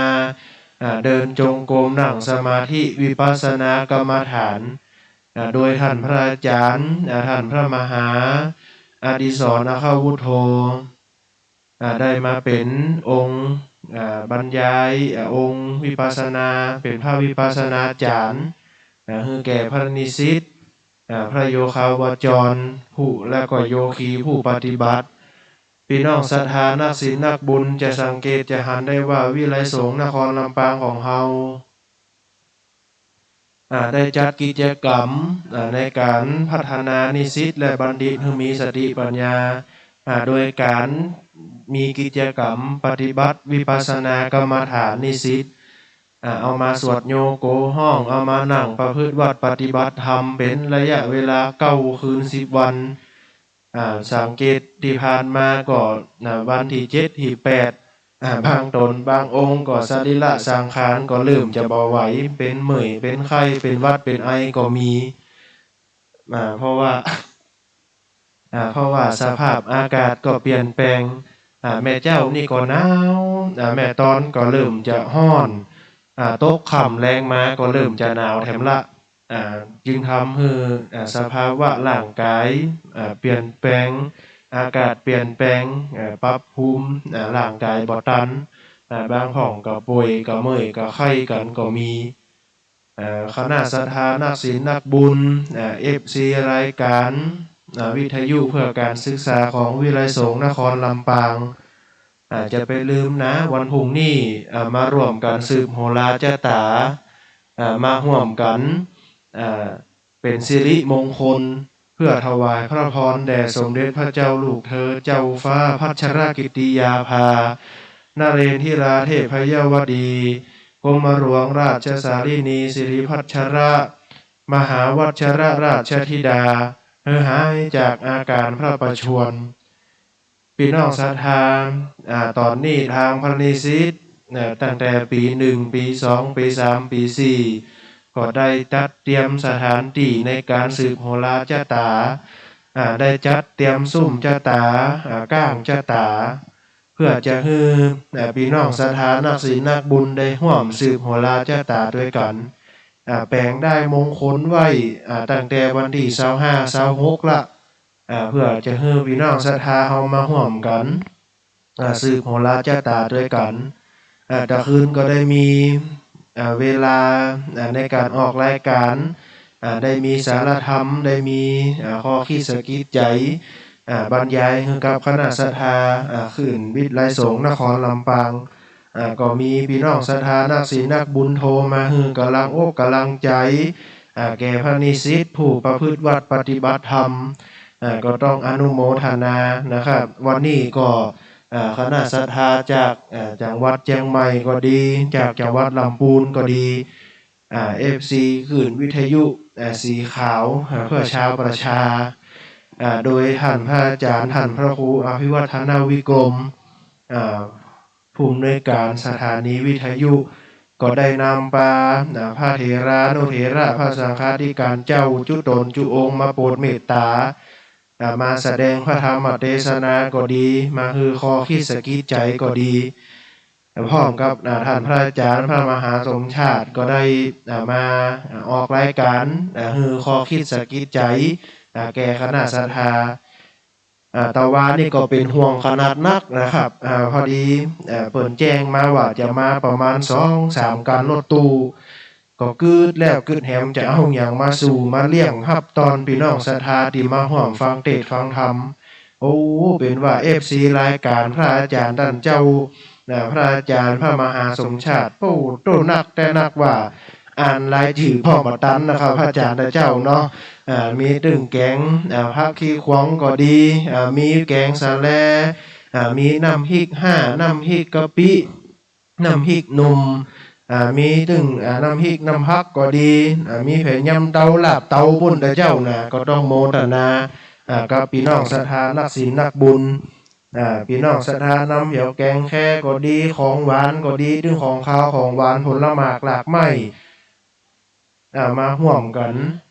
โมทนาต้องอนุโมทนานักศีลนักบุญได้ห่วมใจกันนะครับได้ห่วมบุญห่วมกุศลด้วยกันนำข้าวน้ำโภชนะอาหารมาถวายแก่พระนิสิตวิไลสงฆ์นครลำปางแล้วก็ยังบ่พอได้นำข้าวน้ำโภชนะอาหารมาเลี้ยงให้แก่พี่น้องศรัทธาเจ้าบ้านที่ได้มาห่วมฟังสารธรรมคำสอนในช่วงบ่ายก็ต้องอนุโมทนาพี่น้องศรัทธานักศีลนักบุญได้นำข้าวต้มข้าวนมพี่น้องศรัทธายำสะแลก็มียำสะเลียมแกงสะแลน้ำพริกตาแดงพี่น้องศรัทธาก็มาให้มาหอมด้วยกันคนละเล็กคนละน้อยก็เพื่อวัตถุประสงค์ก็จะได้ถวายภัตตาหารเพลเอาเป็นบุญเป็นกุศลพร้อมกันนั่นก็จะได้เลี้ยงคณะศรัทธาแขกต่างจองพี่น้องต่างบ้านที่ได้มาร่วมในกิจกรรมปฏิบัติวิปัสสนากรรมฐานในวันรองสุดท้ายซึ่งคืนนี้ก็เป็นคืนสุดท้องเป็นน้องสุดท้ายเรียบร้อยแล้วเราจะได้ประพฤติวัดปฏิบัติธรรมกันที่นี่ในวันพรุ่งนี้เนอะเจริญพรพี่น้องศรัทธามาร่วมกันสืบโหราจตาพระสงฆ์องค์ข้าเจ้า108 ตนนะพวกนี้เนอะพี่น้องศรัทธาหาได้ยากนะครับสืบโหราจตาได้จะมาเจริญพุทธมนต์เพื่อจะได้ถวายพระพรแด่สมเด็จพระเจ้าลูกเธอเจ้าฟ้าพัชรกิติยาภานาเรนทิลาเทพยวดี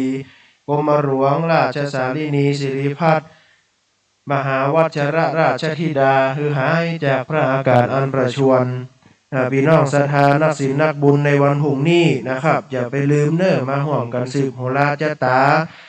พระสงฆ์องค์ข้าเจ้า108 ตนในเวลา9 โมงนะมาห่วมกันสืบโหราจตาในโครงการประพฤติวัดปฏิบัติธรรมวิปัสสนากรรมฐานประจำปี 2565FC รายการวิทยุขึ้นสีขาวเพื่อชาวประชาFC รายการวิไลสงฆ์นครลำปางก็ได้มาร่วมกันในวันนี้มากหน้าหลายตาโอ้กับข้าวกับปลามากหนาปลาปานได้มาห่วมกันห้อมกันคนละเล็กคนละน้อยห้อมกันนั่นก็ได้ปากันฟังเทศน์ฟังธรรมของพระอาจารย์ท่านเจ้าก็ต้องอนุโมทนานักศีลนักบุญทุกท่านทุกคนได้ห่วมใจกันซึ่งวันนี้ไปไหนพระอาจารย์เพิ่นเทศน์เสร็จประมาณ3 โมงพี่น้องศรัทธาก็อยู่ด้วยกันถึง3 โมงต้องขออนุโมทนากับพี่น้องศรัทธาร่วมกันทอดผ้าป่าเพื่อการศึกษาพร้อมกันนั่นได้ร่วมกันให้หอมองค์จตุปัจจัยไตรยตานได้มาร่วมทอดผ้าป่าในการเป็นก้าน้ำก้าไฟคือกับสถานีวิทยุวิทยาลัยสงฆ์นครลำปางวิทยุเพื่อการศึกษาสำนักวัดบุญญาวาส ได้ไปจ่ายกินกาน้ำกาไฟให้กับพี่น้องศรัทธานะครับคณะศรัทธานักศีลนักบุญยังบ่ได้ร่วมทำบุญวันหุบมายังตันอยู่นะครับเนอะวันที่28วันสุดท้ายนะครับได้มาร่วมบุญร่วมกุศลด้วยกันยังตันอยู่นะครับได้มาร่วมบุญร่วมกุศลด้วยกันในวันพรุ่งนี้ก็ยังตันอยู่เป็นวันที่28เป็นวันสุดท้ายนะครับซึ่งคืนนี้ก็เป็นคืนสุดท้องเป็นคืนน้องสุดท้ายแล้วนะครับในการประพฤติวัดปฏิบัติธรรม9คืนด้วยกันนะฮะพี่น้องศรัทธานอนแฮมแก้มมือกันที่ปื้นเก้าไม้ใหญ่ก็ดีนอนอุดหนาวเอานะครับเนาะนอนประพฤติวัดปฏิบัติธรรมเพื่อให้เกิดสติปัญญาเพื่อให้เกิดคุณธรรมแก่พระนิสิตวิไลสงฆ์นครลำปางของเราในวันพรุ่งนี้ก็เวลา9 โมงนะครับจะได้มีพิธีสืบโหราชตาโดยพระเกจิอาจารย์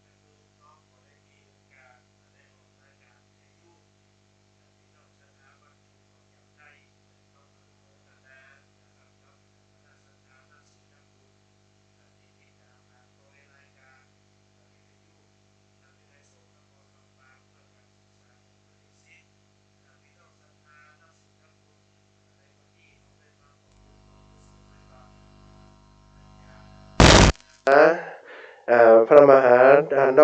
พระมหาบวรวิทย์นะครับก็ได้ทักทายปราศัย FC ไปเมื่อแต่เจ้าละเนาะท่านพระครูศิริธรรมบัณฑิตนะครับรายการศิริธรรมการเมืองนี่เนาะก็ได้เอาทำในการเมืองได้เอาเทพของครูบาอาจารย์แต่ละตนแต่ละองค์ได้มาเทศนาได้มาบรรยายได้มาเป็นสารธรรมคำสอนก็ต้องจุดเอาคำสอนของครูบาอาจารย์ท่านเจ้าได้มาปรับใช้มาประยุกต์ใช้ให้มันเกิดประโยชน์ให้มันเกิดประโยชน์จะน่าอันสูงสุดครูบาอาจารย์ท่านเจ้าหลายรูปหลายตนหลายองค์ก็ล้วนเป็นพระมหาเถระลูกเถระทั้งนั้นพรรษานี่ก็โพโตมาตามกว่า30-40เป็นต้นไปนะครับได้ศึกษาเหล่าเรียนพระธรรมคำสั่งสอนขององค์สมเด็จพระชินวรสัมมาสัมพุทธเจ้าถึง 84,000 พระธรรมขันธ์จะได้มาเล่าจะได้มาอู้มาจาทักทายปราศัยสาระมาสนทนาธรรมกับพี่น้องศรัทธานะครับตอนนี้ก็นิมนต์ท่านพระอาจารย์มาเปลี่ยนกันอู้กันจานะครับพระอาจารย์พระมหาสมชาติเปลี่ยนกันอู้กันจานะครับในทักทายปราศัยพี่น้องศรัทธาFC รายการวิทยุคลื่นสีขาวเพื่อชาวประชาพร้อมกับวิทยุวิไลสงฆ์นครลำปางนะครับ ก็ได้ออกรายการกับพี่น้องศรัทธานักศีลนักบุญได้ร่วมบุญร่วมกุศลได้รับฟังรายการด้วยกัน เดี๋ยวเรารอพระนักเทศน์นะครับจะได้มาเทศน์บรรยายสาระธรรมคำสอนนะครับอันนี้มนต์ท่านพระอาจารย์มาดังเพศบ่ เปลี่ยนกันอู้กันจ้านะครับ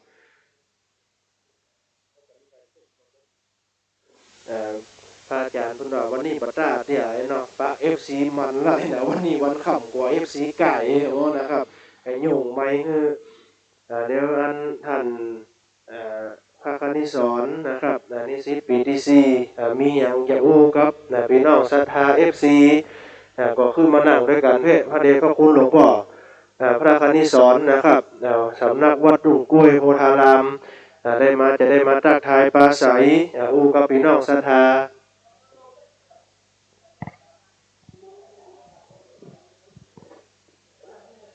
ได้มาทักทายปราศัยด้วยกันนะครับตอนนี้ท่านพระอาจารย์พระนักเทศน์ก็มาถึงแล้วนะครับ10 นิ้วเก้ากระผมกราบอาราธนานิมนต์เด้อพระฤาษีทุกรูปนะครับเข้ามานั่งในจุดประจำของตัวเก่านะครับเดี๋ยวทางพระอาจารย์ท่านเจ้าพระนักเทศน์มาถึงก็จะได้ให้พระอาจารย์เปิดพระพรเนี่ยกำหนึ่งเนาะแล้วก็จะได้ขึ้นสู่บัลลังก์ขึ้นสู่ธรรมะในการเทศนาตอนนี้พระอาจารย์พระนักเทศน์ก็ได้เดินทางมาถึงแล้วนะครับเนาะจ้าน้อยก็เป็นยังกับคืนสุดท้ายแล้วนะวันนี้นะครับเข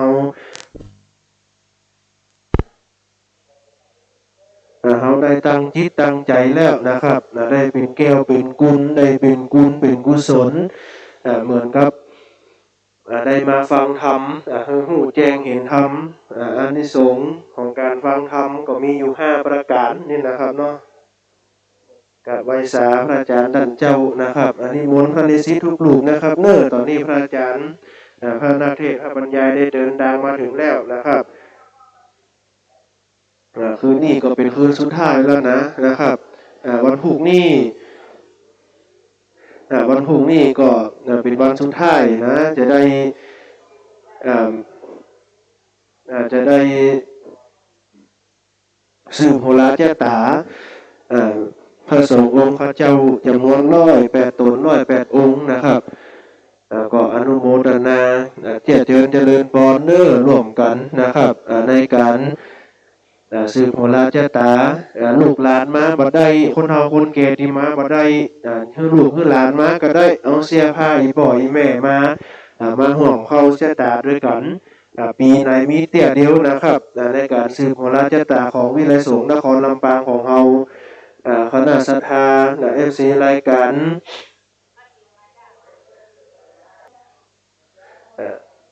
FC รายการวิทยุวิไลสงฆ์นครลำปางก็ดีวิทยุเพื่อการศึกษาของวิไลสงฆ์นครลำปางวิทยุขึ้นสีขาวเพื่อชาวประชาก็หลายท่านหลายคนก็ได้ทักทายปราศัยเข้ามายังบ่ฮือเบอร์แต่เนิ่นตอนนี้นะเดี๋ยวถ้ามืดหลังจากจบรายการก่อนเนาะจะได้ฮือเบอร์คณะศรัทธาโทรเข้ามาอู้จาปราศัยก่อนตอนนี้เดี๋ยวพระอาจารย์เพิ่นจะได้ขึ้นเทศนาจะได้เป็นองค์บรรยายนะครับก็มันจะรบกวนกันเนาะเดี๋ยวพี่น้องศรัทธาเดี๋ยวเรารอแถมสักคำตอนนี้พระอาจารย์ก็ได้จดชีวประวัติย่อส่วนตัวเนาะจะได้ท่านพระอาจารย์พระคณิสอนได้มาอู้จาได้มาทักทายปราศัยกับพี่น้องศรัทธา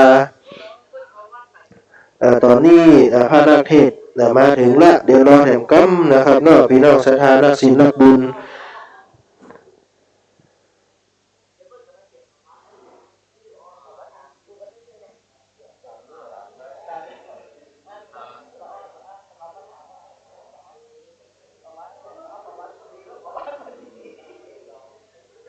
อันนี้มนต์ท่านพระอาจารย์พระมหาสมชาติมาอู้ให้กัมบอกอาจารย์แต่นี่มันตันผิงแล้วผมจะอู้อย่างแล้วครับ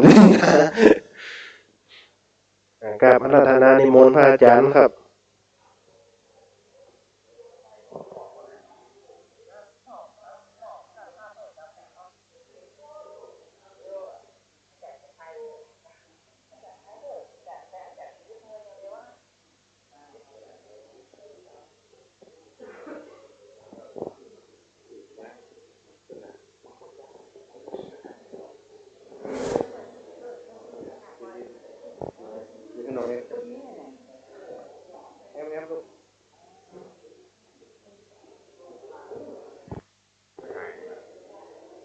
ระบบเพราะว่าเสียงมันก็ไปเอา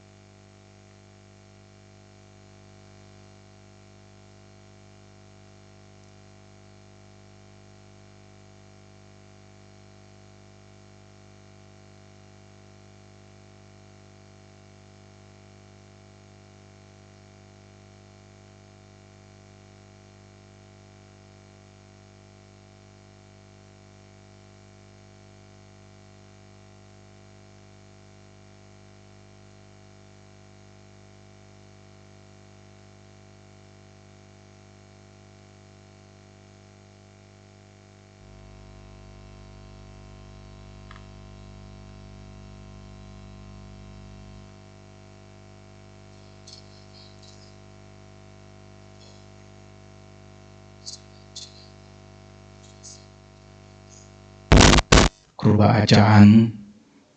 ตลอดถึงพระนิสิตทุกรูปครับผมเจริญพรญาติโยมทุกท่านพร้อมกับท่านผู้ฟังทางสถานีวิทยุวิทยาลัยสงฆ์นครลำปาง 106.5 เมกะเฮิรตซ์ตะกี้เพิ่นบอกว่าวันนี้มีการถ่ายทอดสดตึง YouTube ตึงไลฟ์สดตึงสปะออกทุกช่องทางอยู่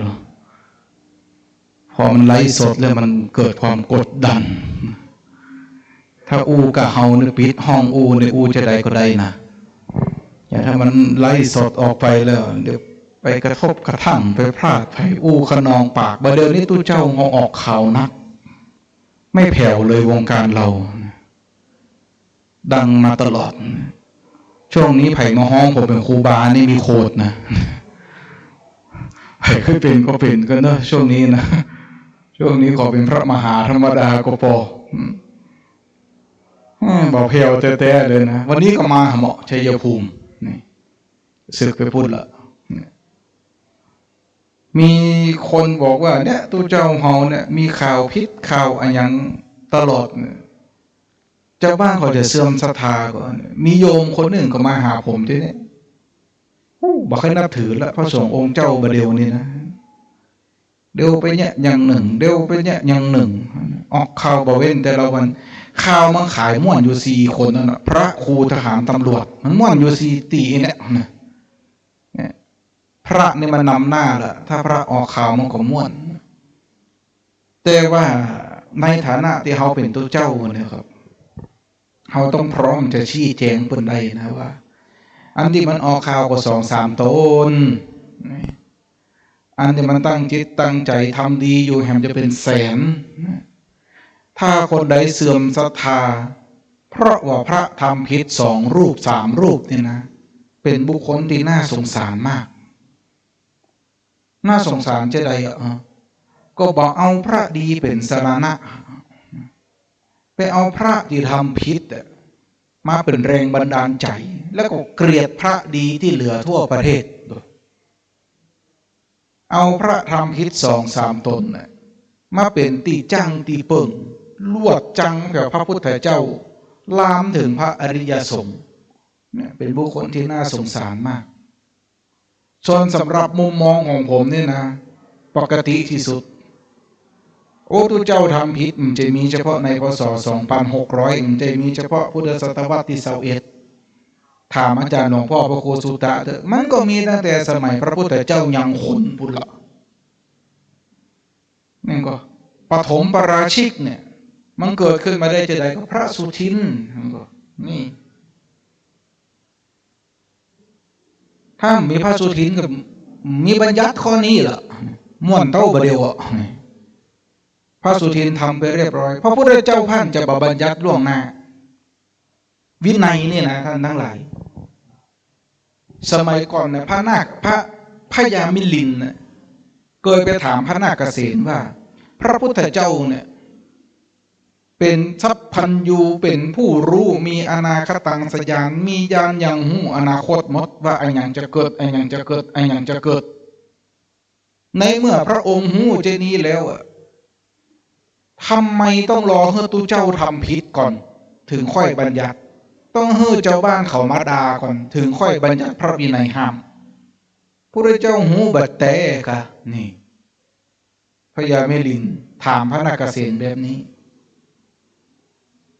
พระนาคเษนตอบว่าจะได้ว่าโอ้พระพุทธเจ้าหูหมดว่าอย่างจะเกิดขึ้น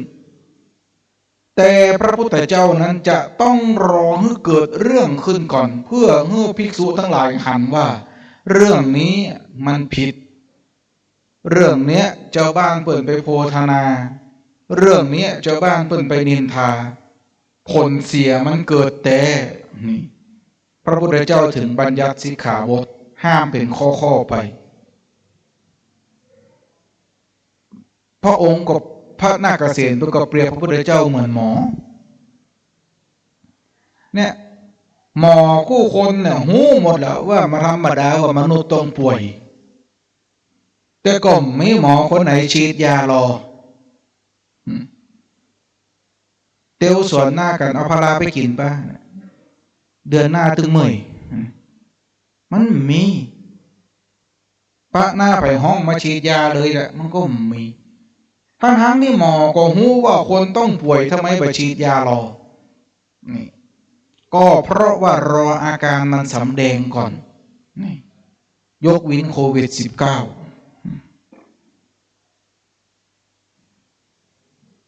มันต้องรออาการสำแดงฉีดดักเลย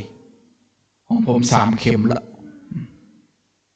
3 เข็มเดี๋ยวนี้มีข่าวใหม่เหรอ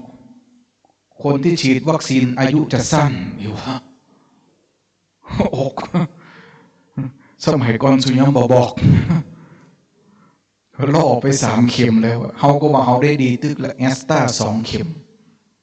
ไอ้อย่างก็ที่เป็นดังๆเนี่ยไฟเซอร์1 เข็มแต่ก็ว่านะตัวเจ้าว่าผมตัวหนึ่งเลขาผมเนี่ยท่านโรดที่เป็นหนูนองยาตั้งแต่ซิโนแวคมดวัดนั่นน่ะแกโดน5 เข็มคนเดียวเดือนเมษาปีแล้วแกไปฉีดเข็มที่4ผมไปฉีดเข็มที่3ไปฉีดด้วยกันวันศุกร์ลูกเจียงไฮ้มาก็ไปฉีดวันศุกร์ตกวันเสาร์มาไปกัน3 คนเนาะผมคนขับรถทันโลดไปเจียงไฮ้ด้วยกันมา3 คนถามตนเนี่ยนะปีกมาก็ไปคลินิกไปอนามัยด้วยกันก็3 คนนี่แหละคนขับรถผมทันโลด3 คนไปฉีดคนละเข็มของผมเป็นเข็ม3คนขับรถเป็นเข็ม3ทันโลดเป็นเข็ม4ตกวันเสาร์มาผมก็คนขับรถไปเจียงดาว8 โมงตัวโลดโทรศัพท์มาอาจารย์ครับผมมี2 ขีดแล้วเนอะก็โลดก็เธอก็ฉีดไฟเซอร์มาตะวานี่หรอกเนาะนั่นเข็มที่4นะละโอ้ตบหน้าวัคซีนอย่างแรงเป็นก้อนเปิ้ลเลย4 เข็มโทรศัพท์ไปหาผมอยู่เจียงดาวคุณข้าใจบ่ค่อยดีละนั่งรถด้วยกันสุดวันนอนห้องแอร์ด้วยกันทำสุดคืนแต่ผมบ่มีอาการอะไรอย่างเตื้อแต่คนขับรถผมเริ่มไอละทีนี้บอกกองหัวตัวรถเมื่อยเนี่ยนะเอาละเริ่มไอ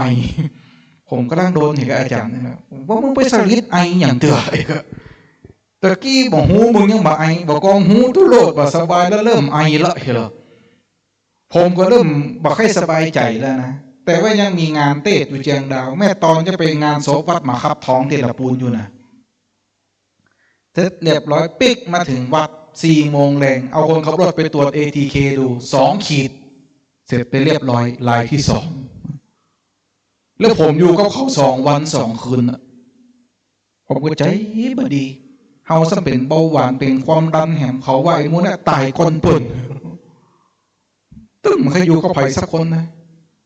บอกโลดมันห้ามเข้ามาใกล้ห้องอาจารย์นะไปไกลๆกันเลย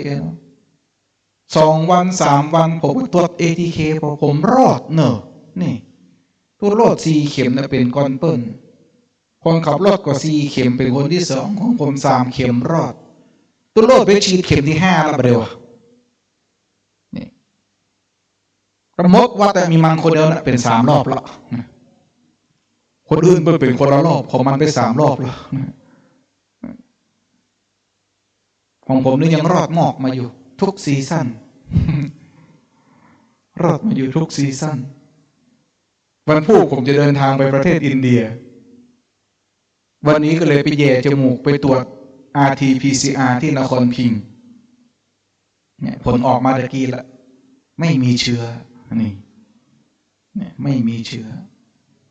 คนจะหลอดมันตึงหลอด3 เข็มยังหลอด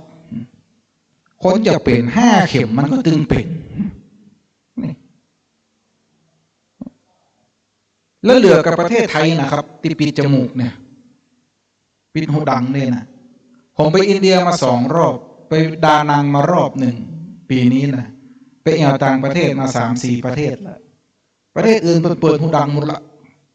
ใช้ชีวิตปกติผมไปที่เวียดนามเขามาถามผมว่าคุณป่วยหรือบอกผมป่วยเอาเลยคุณปิดจมูกทำไมคุณไม่ไปหาหมอเหรอโอ้ถามแบบเยอะเย้ยขนาดนั้นเพื่อนเขาลูกศิษย์ผมอยู่ประเทศอินเดียชื่อว่ากุนดัน กุนดันกุมารเบอร์มามันปิดหูดังเลย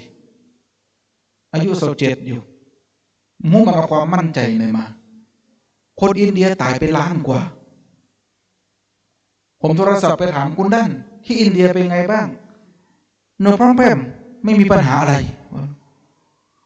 บ่มีปัญหาได้ฉันอ่านข่าวประเทศอินเดียตายไปล้านกว่าแล้วนะบอกไม่เป็นไรเรามีตั้ง1,300 ล้านตายไปแค่ล้านเดียวยังเหลืออีก1,290 ล้านมันเดือดร้อนนับถือมันแต่นับถือน้ำใจเขาคิดแบบง่ายมากเลยและอินเดียเป็นประเทศเดียวนะครับที่ยอมเอาไฟเซอร์ซิโนแวคบ่เอาอย่างสักอย่างเลยจอห์นสันบ่เอาเลยผลิตเองฉีดเองครับแล้วคนเขาก็รอดเองเขาอาจจะตายเยอะครับในจำนวนว่าล้านกว่าแต่เปรียบกับประชากร1,300 ล้านถือว่านิดเดียวน้อยเดียวผมไปมา2 รอบเนี่ยคนอินเดียผมปิดหูดังเลยครับแต่ผมปิดหูดังอยู่นะไม่ใช่กลัวโควิดครับกลัวฝุ่นเพราะอินเดียฝุ่นมันนักฝุ่นเยอะมากๆเนี่ยมันพูดก็จะไปยังไงครับเนี่ยไปดูวัฒนธรรมเปิ้ลผมว่าคนอินเดียเนี่ยประเทศอินเดียเนี่ยมีอย่างน่าคิดเยอะนะเวลาผมไปนะสมัยก่อนผมก็เคยอธิษฐานไว้นะสาธุเกิดมาจากหน้าเปลี่ยนจันใดแล้วก็ขอให้ได้ไปเกิดห่วมสมัยพระพุทธเจ้าเตอะพระศรีอริยะเมตไตรนี่ใครไปเกิดกับเปิ้ลบอกกองไปหันประเทศอินเดียแล้วเปลี่ยนคำอธิษฐานใหม่เกิดไหนก็ได้ขอจะได้ไปเกิดห่วมพระเจ้าที่นี่เถอะมันโซกระปกเคยหันคลิปตีแขกนั่นก็ย่ำเอาตีนย่ำแป้งนั่นก็แล้วมาแป้งโรตีอ่ะใครบ่เคยหันเดี๋ยวพอใน YouTube นะเดี๋ยวพอใน Google ผมเอาคลิปนะไปให้ลูกศิษย์ผมที่อินเดียพอถามว่าอันนี้เรื่องจริงไหมที่มันสมมามันจะตีนนวดแป้งนั่นนะมันบอกว่าก็ไม่เห็นมีอะไรนี่มันมีได้ใดแล้วแป้งเอาไปทำอะไรอ่ะเอาไปทำโรตีแล้วคุณกินก็กินแล้วมันแบบมีได้ใดเอาตีนไปนวดแต่สมมาตีนนี่แล้วเนาะบอกล้างแล้วล้างก็ได้เยอะเนาะมีตีนไหนอ่ะล้างแล้วตอบหน้าตาเฉยก็บอกแล้วทำไมคุณไม่เอามือนวดมันเหนื่อยเอาเท้านวดมันสบายแป้งมันนุ่มรับบ่ได้มันยังบอกปกติไม่มีอะไรแปลกประหลาดแล้วบ้านเปิดใจมือกินข้าวเนาะใจมือเหมือนคนเฮาคนเมียงเฮากับใจมือกินข้าวนะครับเนาะจกข้าวเหนียวกันนะวัฒนธรรมเดียวกันใจมือกินข้าวแต่ของเปิดเป็นข้าวหุงแล้วก็เอาจัปตีดานประมาณว่ามันเทศไปแกงนะใส่กะทิใส่อย่างพวกนั้นนะด่านห้องด่านจัปตีไปกินก็โรตีแล้วก็เอามือไปเหมือนมันเฮากุ้ยละนะแต่บ้านเฮาเป็นข้าวเหนียวเราแควน้อยมันมีองค์ขลงเนาะแล้วของเปิดมันเป็นข้าวหุงอ่ะเพิ่งก็เอามือหยุ่มด่านนะมาใส่แล้วก็ขยุมแล้วปึ๊ดใส่ปากแล้วก็กินกันจะงานเลี้ยงใหญ่โตมโหฬารนะครับเอาใบตองมาวางเรียงกันแขกก็มานั่งต่อกันแล้วก็เอาอาหารเอาเข้าเนี่ยตากยายไปเอาดานตากยายไปแล้วก็เอามือขยำแล้วก็กินกันผมก็ไปบอกทำไมคุณแบบใจจอนนี่บ้านเฮาใจจอนนะครับเนาะทำไมคุณแบบใจจอนตากกินไปเอามือตากกินจะได้แต่คำตอบของเขามหัศจรรย์นะครับเขาบอกว่าช้อนสกปรกนี่คุณฮู้ก็เขาถามนะแต่เขาถามนะคุณฮู้ก็ว่าจอนที่คุณใจนั่นมันกล้ามากี่คนแล้วโอ้ฟังแล้วจะอึกจอนที่เขาใจกูวันนะครับมันเข้าปากคนไปกี่คนแล้ว เขาบอกหูวันนี้ตุปีนี้ใจออกไปล้างวันผูกจอนอันนั้นตุปีนี้กล้าไปวันนี้เต็มตีแล้วตุปีนี้กล้าต่อวันต่อไปตุปีพุ่งกล้าต่อจอนไปเดินหมุนกันอยู่ฮะเนาะแล้วคนอินเดียนะเพิ่นจะไปใจของต่อคนอื่นหรอครับเขากลัวเป็นของจันทานเพิ่นจะไปใจถ้าเขาไปกินชาเพิ่นนะครับที่เพิ่นห้องว่ากระรำใจนั่นเพิ่นจะใส่ถ้วยดินกินแล้วเคลี้ยงตุปีเพิ่งไปอินเดียครับกินแล้วเพื่อจะเอาขว้างเพื่อแตกถ้าเก็บไว้เดี๋ยวคนวันหน้าอื่นมากินแล้วเขาถามเขาคืนนะคุณรังเกียจมือตัวเองหรือถึงไปใจจ้อนที่ผ่านการกล้ามาจากปากคนอื่นแล้วคุณรังเกียจมือตัวเองได้ไงนี่เขามานั่งเกิดใหม่ประเดี๋ยวเขาใจจ้อนเขาพิษสุขลักษณะกันเลยเขาไม่เขารังเกียจมือเขาเองน่าคิดบ้านเขามือกุ้ยใส่บัใจจอนแล้วเขาบอกเลยเนี่ยเกิดจอนกันนั้นน่ะมันไปอยู่วันหน้าอื่นที่ต่ำกว่าเขาใจมาแล้วเนี่ยปะตโรอาบน้ำเขามินส้มปล่อยเลยนะพอได้เนี่ยแล้วอย่างหนึ่งที่คนอินเดียแปลกกว่าบ้านเฮาเนี่ยนะเพิ่นจำอาบน้ำแมลงเพิ่นบอกอาบน้ำแมลงอาบกับแม่เจ้าผมนี่แต่ไปด่าลูกศิษย์ผมคุณต้องอาบน้ำตอนแรงเพราะว่าคุณทำงานมาทั้งวันเหนียวเนื้อเหนียวตัวจู่ๆคุณจะเข้านอนบ่ได้มันยาง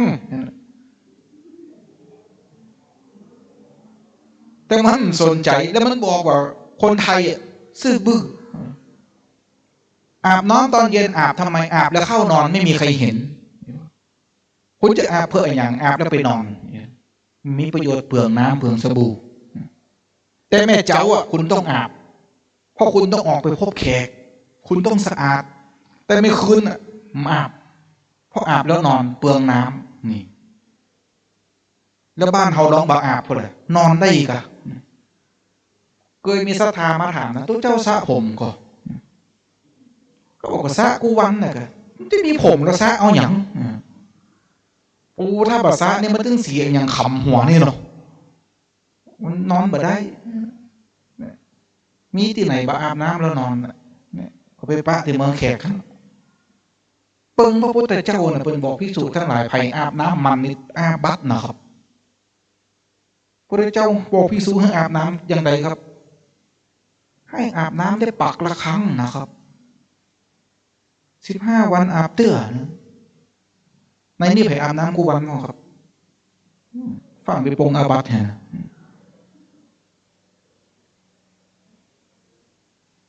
บ่ได้นะครับนี่ผมไปประเทศยุโรปมาคนยุโรปก็บ่อาบกูวันเขาจะอาบในวันที่เขารู้สึกว่าเขาสกปรกในวันที่เขารู้สึกเหนื่อยแต่บ้านเขามันอาบน้ำเป็นประเพณีเนาะโต๊ะแดงมาก็ต้องอาบน้ำตื่นเจ้ามาก็ต้องอาบน้ำยังไงบางเตื้อผมก็สะท้อนใจเหมือนกันนะว่าอาบแล้วนอนตื่นมาอาบอย่างแถมแต่ถ้ามันได้อาบมันก็ไปไหนบ่มั่นใจสีเขาพอหน้าเฮาสีเขาพอหน้าเฮาอาบเนี่ยอันนี้ก็เล่าเลยเถิดไปเหมาะนี่ว่าจะเล่ามันพูดไปประเทศอินเดียอะไรก็ล้ำไปติ๊ก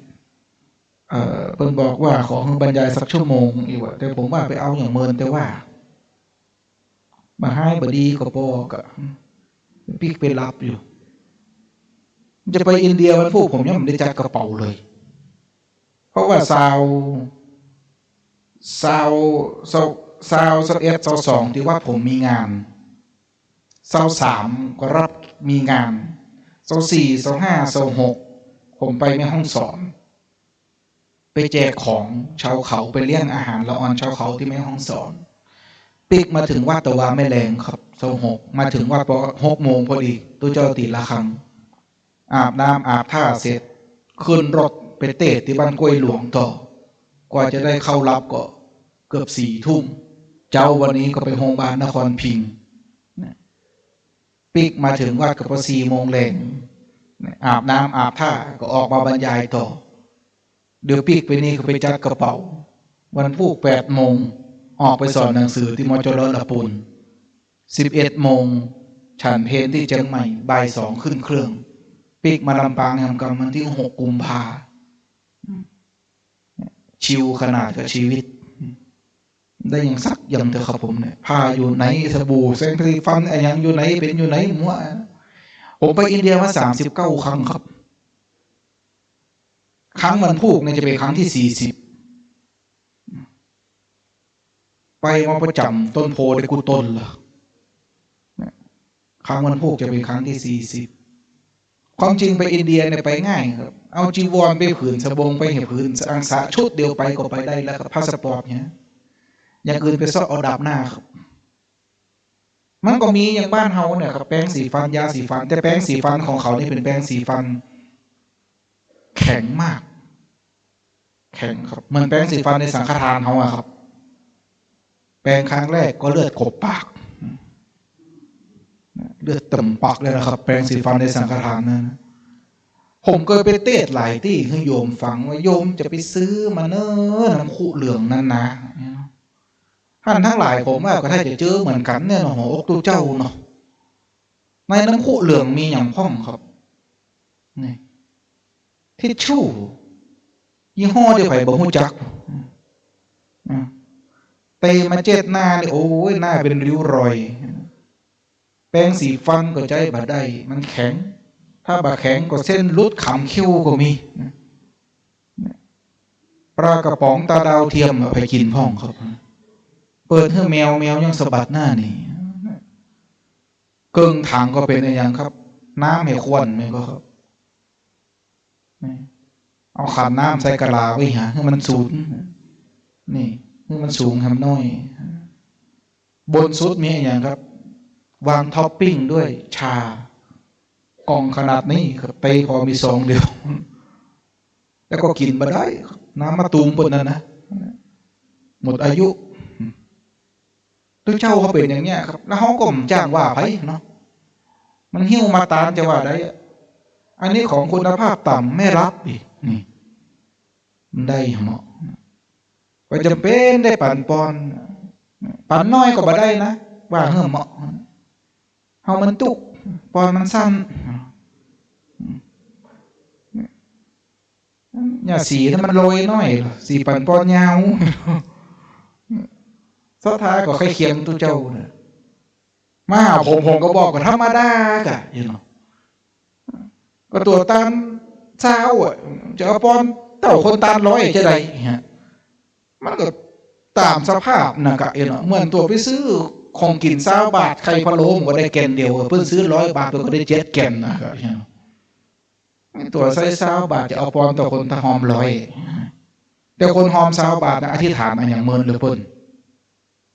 แต่พอเวลาของหอมวัดนั่นนะ20 บาทนั่นนะกำยออยู่หันบางเตือเขาแน่จะเขียนชื่อนี่กำปากกาไว้ไม่ได้เขียนสักเตือมันอธิษฐานมาแล้วเตือเขียนเรียบร้อยแล้วตุ๊สมาเนี่ยลงไปโดยพร้อมครอบครัว20 บาทพร้อมครอบครัวทั้งครอบครัวมี7 คนเฉลี่ยแล้วคนละบาทกึ่งอธิษฐานโอ้ยเอาสวรรค์จันทร์ฟ้าวิมานเกลวิมานอินเขาก็บอกว่าของตามอยู่ที่เจตนาเนี่ยสำคัญที่สุดผมไปเลี้ยงก๋วยเตี๋ยวที่แต่ว่าที่ผมเล่านะครับผมไปเลี้ยงก๋วยเตี๋ยวที่โรงเรียนล่องแพวิทยาอำเภอศพเมยระยะทางจากตัวอำเภอศพเมยไปถึงโรงเรียนล่องแพ30 กิโลนั่งรถอยู่3 ชั่วโมงไปครับแค่30 กิโลนะครับนั่งรถ3 ชั่วโมงไปถ้าเป็นบ้านเราก็20 นาทีก็ครับโอ้อันนี้มันตึงโยกตึงคอนตึงหลุมตึงอะไรอย่างครับตับไตใส่พุงหล่นอยู่ที่ด้วยกันหมดเนี่ยไปถึงพุ่นผมซื้อหมูซื้อดูกหมูอย่างไปนะครับเอาจนแบบนักเรียนกินกัดแบบ3-4 รอบต้องทำให้ดีที่สุดหมูก็ต้องหมูแท้ๆครับหมูบดของแท้ไม่ใช่หมูบดผสมไก่ครับกระดูกหมูก็ต้องเอาไปแค่ถุงลูกถึงคนครับผมก็ดูกหมูไป20 กิโลครับต้มน้ำก๋วยเตี๋ยว3 หม้อก๋วยเตี๋ยว40 กิโลครับเอาพักไป3 กระสอบเลี้ยงคน320 คนครับกินอย่างอิ่มหมีพีมันลูกศิษย์ผมถามอาจารย์เสี่ยงไปตัวใดจังมันเตอะไปเลี้ยงเปิ้นให้เปิ้นกินแท้ๆเฮ เขาเอาไปเลี้ยงเพื่อนให้เพื่อนได้กินดีกินลำบุญกุศลและเป็นบุญแท้ๆนะครับโต๊ะแข่งวันหนึ่งผมออกจากสุบเมยมาผมเดินทางเข้าไปห้องสอนท่านทั้งหลายผมเกือบมาได้มาบรรยายนี่ครับรถผมไปเป็นขบวน5 กันผมอยู่กันที่5 กันหลังสุดทีนี้มันจะถึงตัวเมืองแม่ห้องสอนละผมจะต้องแซงนำหน้ารถแถม4 กันเพราะเขาบอกโหตีพักผมก็บอกคนขับรถผมที่มาเนี่ยบอกมุ่งแซงตีแซงขึ้นไปผ่านรถขบวนผมกัน1 กัน 2 กัน 3 กัน 4ผ่านขึ้นไปอยู่ถึงกันที่4ครับมันมีหน้ารถขบวนหัวแหนมกัน1มันเลี้ยวขวาครับแล้วมันแบบเปิดไฟมันมาดูรถหลังเลยครับโอ้ยเบรกกันจนตัวโกงตัวงอพระโมสั่งโคบีบเตะกันสนั่นวันไหวไอ้รถกันนั้นมันก็ถ้าจะตกสะเกิดเลี้ยวแล้วมันก็บอกไปต่อไปจอดขำถนนครับของเขาก็ขึ้นมาเต็มที่นะครับเขาจะแซง5 กันนะครับหันมาเป็นลายแล้วโอ้โหคนขับรถผมบิดขวาก็บ่ได้ครับมันเป็นห้องเมียงซ้ายก็บ่ได้ครับเป็นรถขบวนตัวเก่าเบรกกันสนั่นวันไหวครับหิมเหลือกระจื้อเกือบได้ปิดพร้อมสะตวงเลยมันคืบไปอะครับเลยมันคืบไปอะโอ้ใจพวกบดิบบดีโอ้หลวงพ่อคูณครูบาศรีวิจัยที่ห้อยหน้ารถนั่นแหละครับปิวสนั่นวันไหวครับรถหายแทบหมดเบรกขนาดนักอะครับโอ้สมมาต้องไปเจ็บหัวไม่ตีนนะครับจ่อยมันเบรกหน้าบุญครับเลยทำคืบกับเพิ่มน้อยเดียวถ้ามันเลี้ยวแล้วก็ซึบลงไปเหี้ยก็ยังจะเฮายังจะมีที่เซาะแซะไปนะครับผมว่ามันก็ถ้าจะตกใจเหมือนกันนะตกใจแล้วก็เบรกนี่แล้วก็ขวางถนนไว้เลยอะชีวิตคนเฮากรรมมันไปถึงที่ตายมันก็บาตายเถอะเนาะธรรมดาแต่บางเตื้อมันก็นี่นะผมเคยไปต่างประเทศไปตอนนั้นไปประเทศไปอเมริกาก็ครับผมก็นั่งเครื่องบินไปแล้วก็มันมีละออนนั่งหลังผมแถวหลังผมนะละออนถ้าจะอายุสัก9 ขวบ10 ขวบเนี่ยไปกับพ่อแม่เขาไปกับแม่เขาเวลาเขาขึ้นเครื่องบินเขาก็ลากกลัวอยู่ของมันลอยอยู่บนฟ้าเนาะเล็กลอยอยู่บนฟ้ามันก็ลากกลัวอยู่ไอ้น้องเนี่ยก็ถามแม่มันแม่คะถ้าเครื่องบินตกเราจะตายไหมมันจะของดีอู้บนเครื่องบินนะครับเนาะเปิ้ลก็ฮู้กันว่าเปิ้ลแบบมีไผอู้เนาะเรื่องเช่นนี้แม่มันก็นาทีจะห้ามลูกมันน้อยบักห้ามตายลูกสามมือโซนลูกมันตายลูกมันสูงใครก็ตายลูกมันยังบ่แล้วใจเลยแล้วพระที่นั่งหน้าเราจะตายไหมคะแม่มันก็ตายเหมือนกันหมดแล้วลูกเป็นศรัทธาบ้านเฮานี่หันไปเอาเกือบตบหน้ามากันนะคือจังว่าอู้บดีอู้เนี่ยมันก็บอกว่าลูกอย่าไปไม่ควรพูดมันบดีอู้เนอเอกอะเงียบก็บอกไปกันตายหมดลูกแต่เวลาเขาขึ้นเครื่องบินเนี่ยมันก็ต้องทำใจไว้เกินนึงแล้วเนาะทำประกันทำอย่างไว้ตัวนะแล้วก็แล้วไปแล้วจะมีกระห้องมันก็ถึงหมดนั่นแหละนี่ถ้ามันเป็นอย่างมันก็เป็นอย่างมันอยู่ที่เขาวางชีวิตเขาจะใดตัวความจริงผมมีคิวบรรยายที่เนี่ยวันที่26 25แต่ผมติดไปแม่ห้องสอนนะครับก็เลยขอเลื่อนเพิ่นเป็น26ได้ก่อนก็บอกว่า26บ่ได้ครับท่านอาจารย์สาธิตเพิ่นว่างมันเดี๋ยวนะวัน26อันก็ขอ27เตอะก็เลยสลับคิวกับท่านอาจารย์สมชาติอาจารย์สมชาติความจริงเป็นอยู่วันนี้ผมก็เลยสลับคิวมาตอนแรกขอแอมว่าห้ามได้27ขอ28ก็ได้มันบอกว่า28ก็เต้คือผีฟังครับอาจารย์ปัญหากันหมดแล้วก็เลยได้มาวันนี้ครับความจริงจะมาบรรยายอย่างนะครับมาอู้ให้กันฟังเรื่องการปฏิบัติธรรมเนี่ยครับมาอู้ให้กันฟังรุ่นท่านเข้ากรรมฐานปฏิบัติธรรมสบายมากผมว่าสบายกว่ารุ่นผมนักขนาดเหมือนผมเคยว่านั้นนะในเนี่ยครับประมาณสัก50-60 รูปนะครับอยู่ในเฟซผมประมาณสัก20 ตนพวกนั้นนี่ก็หันโพดกูวันเหรอปฏิบัติธรรม ก็ปฏิบัติธรรมจะได้โพดได้ตุยเนี่ยวันนี้บิณฑบาตไกลมากโพดเถอะบิณฑบาตเนี่ยโพดเต็นนอนเต็นเนี่ยหรูหราขนาดได้นอนเต็นรุ่นผมไปกับมาถามนี่นอนกรดอย่างเดียวครับแขวนกรดใต้ต้นไม้ของเฮามันมีต้นไม้นักเนาะของผมมันอยู่ในป่าปีหนึ่งอายุ18อยู่เข้าไปปฏิบัติธรรมในป่าแขวนกรดอยู่เอานะครับไม่คืนนี่โอ้แคบเลยครับมันของแท้อยู่ในกรดครับแคบรอบกรดเขาเลยผมกล้าเหมือนตาพอเป็นอย่างกระต่ายเยอะมันตัวครูบาอาจารย์บอกว่าผีมันเข้ากดมันจะได้นี่ครูบาอาจารย์สมัยก่อนมันว่าอีเต้นะครับ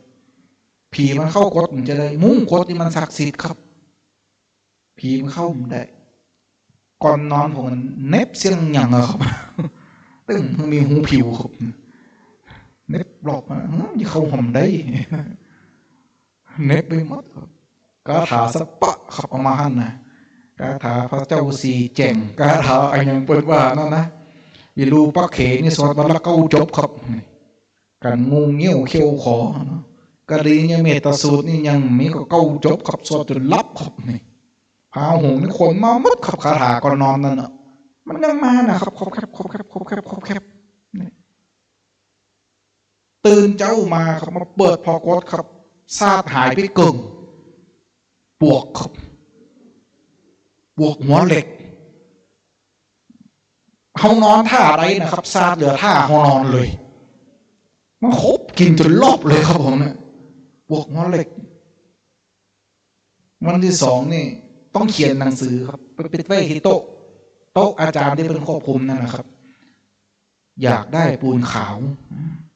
เขียนหนังสือไปวางไว้ครับแล้วก็ซื้อปูนขาววันที่2มาปูนขาวโรยศาสตร์พอเสียงไปนะครับกว่าจะหูขิงไปปฏิบัติธรรมสมัยก่อนตู้เจ้ามันนักเนาะเพราะว่าภาคเหนือมันมีวิไลสงฆ์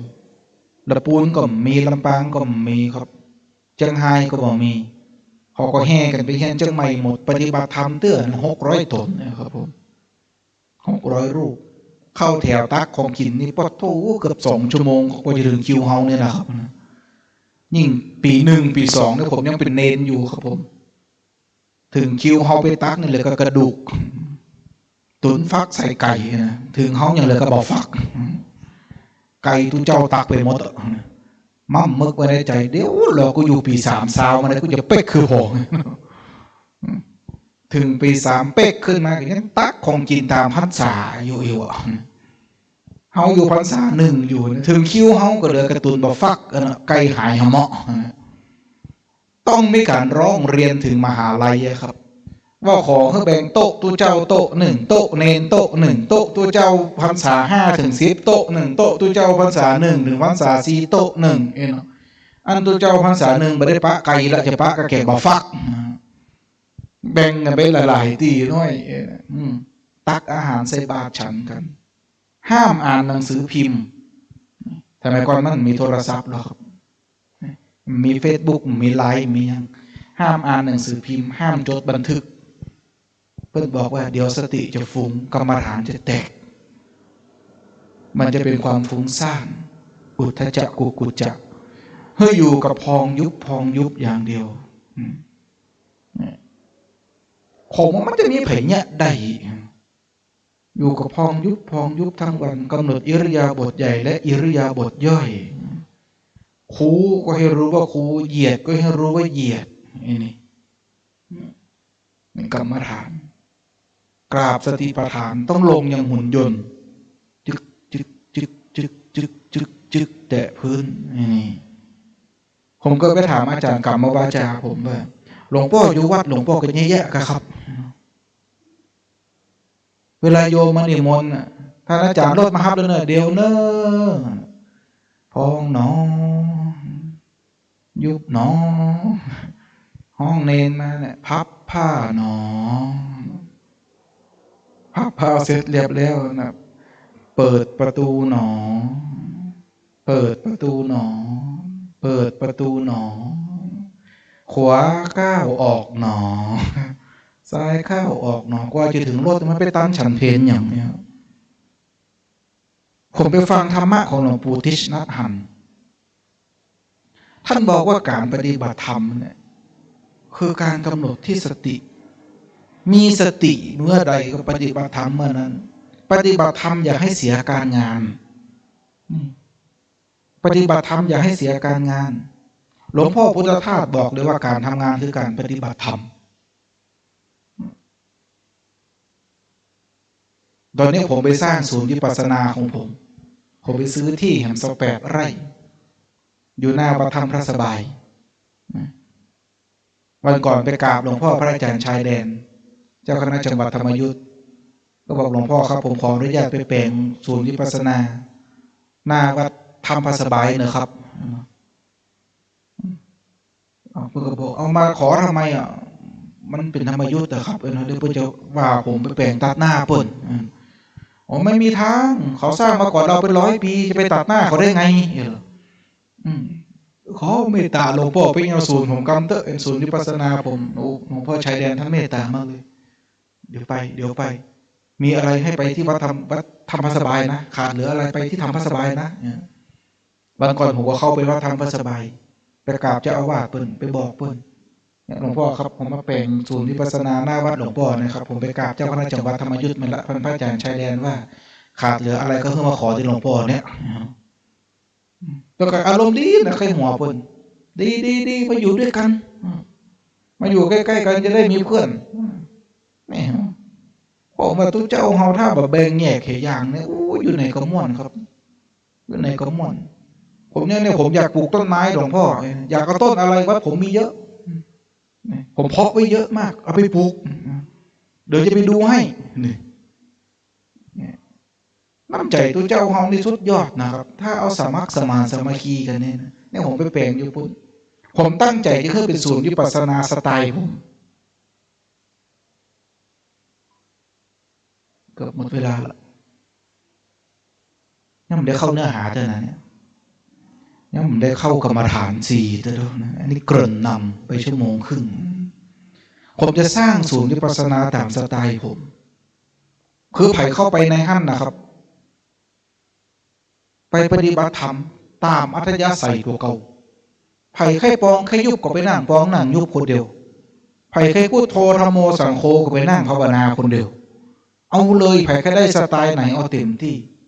แต่ต้องมีสติรู้ตัวคือต้องมีสติปัฏฐานตอกแรงมานี่มีการสอบอารมณ์ของท่านเขาได้สอบอารมณ์กว่าครับได้สอบอารมณ์ดีครับแสดงว่ายังอยู่ในธรรมเนียมการปฏิบัติธรรมต้องสอบอารมณ์นะครับผมไปเข้ากรรมฐานที่เขาคอครับคุณพ่อว่าอย่างไงที่เขาคอเพชรบูรณ์แคมป์สนผมไปปฏิบัติธรรมที่แคมป์สน30 วันเป็นห้ามอู้ด้วยนะครับที่แคมป์สนปิดวาจาห้ามพูดแล้วต้องยกพูดได้เฉพาะตอนสอบอารมณ์สอบกู้วันนะครับสอบอารมณ์พระโมเอาอารมณ์ไหนไปสอบแต่ว่าสอบวันนี้มันพวกสอบเห็นเหมาะผมก็ไปประท้วงอาจารย์กรรมวาจาอาจารย์ที่เป็นอาจารย์กรรมฐานอาจารย์ครับมันผลิตอารมณ์แบบตันครับมันจะไปบรรลุปุ๊บขึ้นไปอย่างกู้วันอย่างละก็เว้นไว้สัก3-4 วันเพื่อมันมีอารมณ์ใหม่ผุดขึ้นเนาะอันนี้ก็ถามติ๊กแกผมก็บอกว่าจะโม้จะใดละวันนี้มีอาการคันเล็กน้อยมันผูกต้องไปสอบหาอารมณ์ใหม่ครับหลังเตือนสอบหาอารมณ์ไปสอบไปได้ถามเพื่อนสู่เป็นได้ห้องแบ่งอารมณ์มาบ้องลอยเอาอารมณ์ไปสอบอารมณ์มันแบบจะขึ้นกูวันเหรอครับมันก็ครับอารมณ์กรรมฐานกว่ามันจะขึ้นไปทีละสเต็ปอันนี้ถามกูวันนะผลิตอารมณ์ไม่ทันต้องยืมอารมณ์เพื่อนไปสอบการสอบอารมณ์นะครับเปิ้นหูว่าตอนนี้สภาพจิตเขาเป็นจะใดแต่สไตล์การสอบอารมณ์ของผมนะครับ ผมก็จะถามลูกศิษย์ผมจะไปปฏิบัติธรรมที่วัดผมเอามาคุยกันธรรมดาเนี่ยแหละครับเป็นไรพ่อวันนี้กินข้าวไงกับหยางแล้วเนี่ยหยางข้าวตอนเราเป็นไรพ่อกินข้าวตอนแล้วนั่งได้ตัวใดก็ถามมันไปจากนั้นแหละถ้าเป็นตอบได้เนี่ยถ้านั่นเตะข้าวไงกินกับหยางก็นี่เดี๋ยวคือกำเนิดเนี่ยแสดงว่ามีสติละไม่กำหนดทุกอิริยาบถสติมีแต่ถ้าตอบได้เจ้ากินนี้ตอนกินนี้นี่แสดงว่ารักษาครองสติตนเองมาได้ดีตลอดมนุษย์เฮานี่มันเป็นดีนะครับท่านทั้งหลายครับสติกับความจำเนี่ยมันคือเรื่องที่สัมพันธ์กันมากถ้าลองนึกย้อนหลังไปรอนเนี่ยเมื่อตอนเพลท่านฉันเข้ากับหยังเจ้าวันนี้ฉันเข้ากับหยังแต่ว่าไม่แรงสมมาแต่ว่าไม่ตอนกี่เข้ากับหยังแต่ว่าไม่เจ้าฉันเข้ากับหยังท่านนึกย้อนหลังได้กี่วัน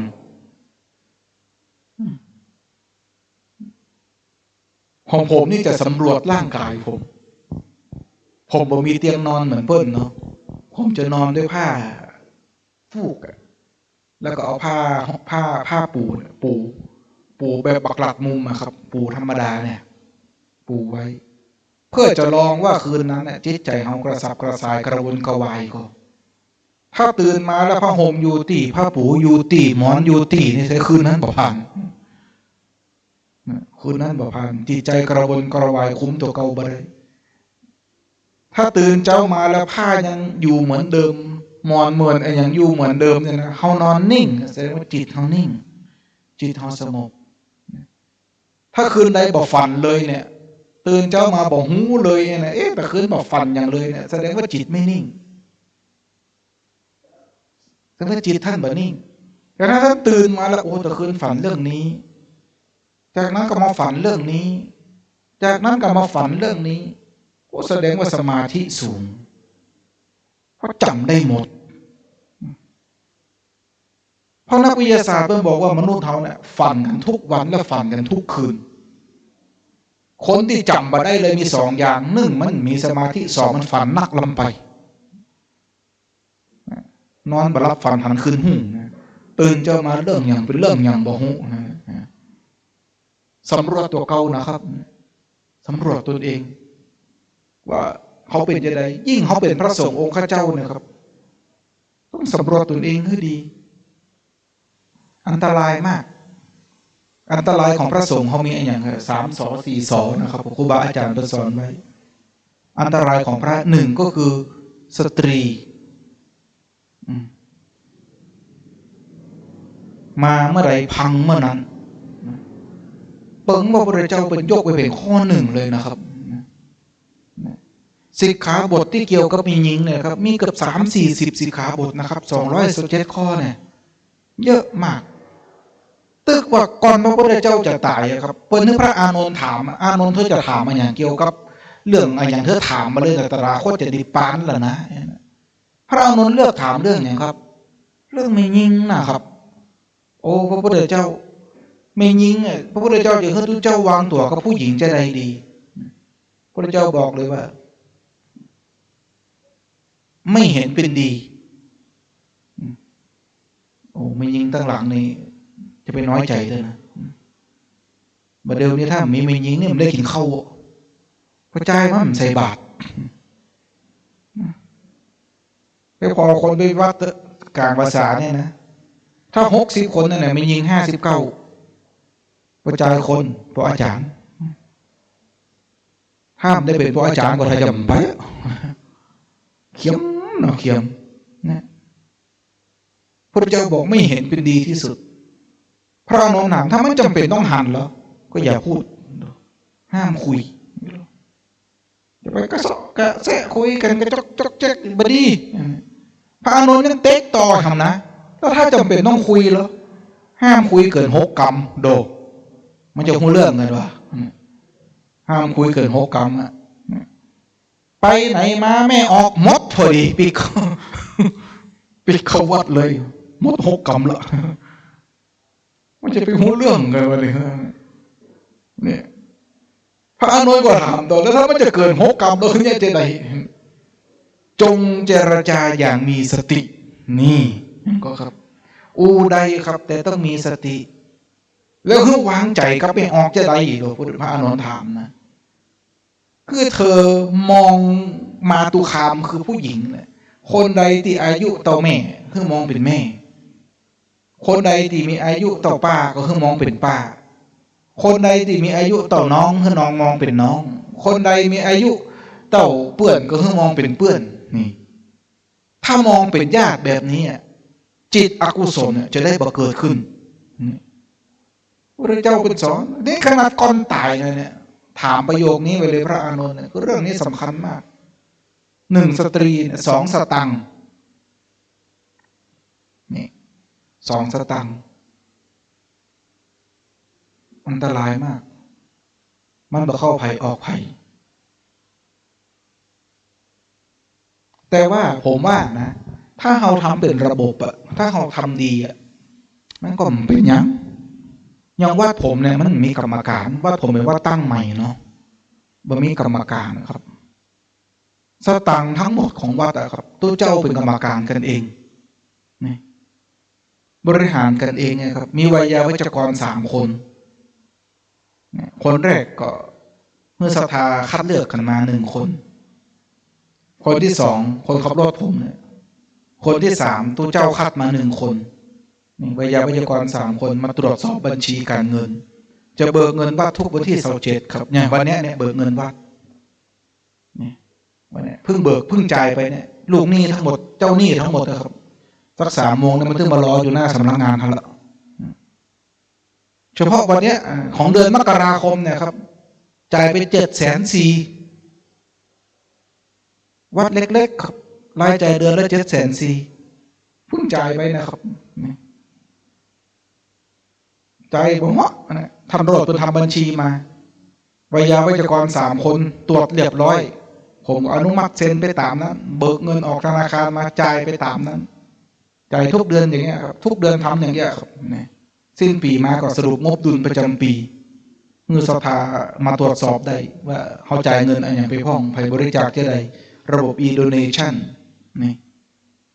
ถ้าบริหารสตางค์ที่เป็นระบบอย่างเงี้ยโปร่งใสอย่างเงี้ยก็มีปัญหาอันที่3คือสุราครับสอที่3นั้นสุราระวังกันไว้นะครับผมจะมีคึกขนองมันเป็นที่ตั้งแห่งความประมาทกินแล้วมันใจกล้าหน้าหยาบมันลืมสมณะสารูปคือตู้เจ้าเขาต้องสำคัญนะครับยิ่งบะเดียวนี้ยิ่งไปใหญ่เลยท่านทั้งหลายเป็นเนี่ยสิแต่ผมขอฝากอย่างหนึ่งเถอะเวลาไปหับตามนะครับจะไปเล่นโทรศัพท์ถ้าฟังผมบรรยายนี่มันเป็นอย่างอนุโลมมูเดียวกันแต่เวลาไปหับตามจะไปเล่นโทรศัพท์โยมไปอยู่ตั้งลุ่มธรรมาสยุ่มเตียงสั่งก็เหลวพอทุกเจ้าแต่ละตนเคลียร์ไปยังกันไปคือไม่ได้สนใจสำรวมอย่างอยู่เลยนะครับผมว่ามันเป็นภาพที่แบบให้งามเท่าใดของผมนี่บัดได้เลยนะพระวัดผมเนี่ยไปกินนิมนต์ที่ไหนนะครับบัดได้เลยของผมนี่ถ้าขึ้นเตะเดี๋ยวผมจะบังคับโทรศัพท์เปิดโทรศัพท์ถ้าไปออกกินนิมนต์ที่ไหนนะครับขึ้นธรรมะเราต้องงดใช้โทรศัพท์เลยรักษาสมณะสารูปไว้แต่ที่ผมยกขึ้นมาตะกี้นั่นนะครับผมถามพระที่ไปยกน้ำปานะมาให้ผมว่าห้องประชุมมีนาฬิกาคนนะเป็นว่าพระอาจารย์พอโทรศัพท์คนเดียวเถอะผมก็เลยมันเปิดพอครับแต่ถ้าจะมานั่งเคลียร์นั่งอย่างนี้ไม่ครับผมมันดูบ่งามสมณะสารูปนี่ก็สำคัญนะครับผมเขาลองไปพิจารณากันพอนะครับผมไปพิจารณากันพอเพราะว่าพระสงฆ์องค์เจ้าเขาอยู่ด้วยศรัทธาถ้าเปิดแบบศรัทธาเนี่ยมีอย่างกินนะครับได้กินยัง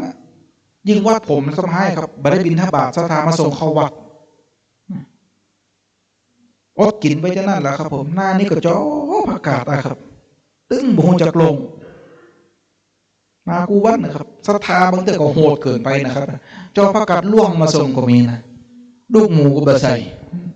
จิ้นหมูก็บะใส่วันก่อนผมหันอยู่ปืนไฟสีขาวๆก็เลยว่าดูหมูฟังปืดพอเป็นบะขามควักบะเล็กบะเล่น ก็เมตตาคุณนาทุกเจ้ากำแล้วหมูก็ไม่ได้ตายแต่ก็กินกระเปิ้ลนะครับเนาะผักเหี้ยดแมงบงยังมากินป้าผมมี3 ต้นผมตัดความมาละประเดี๋ยวพ่อขอชอบมาขอแล้วก็แกงมาให้เฮา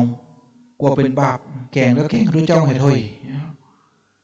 เฮาก็กินกูวันเดี๋ยวผมตัดความทั้ง3 ต้นเริ่มเหลือสักต้นแล้วผักเหี้ยดเนี่ยผมบอกมาก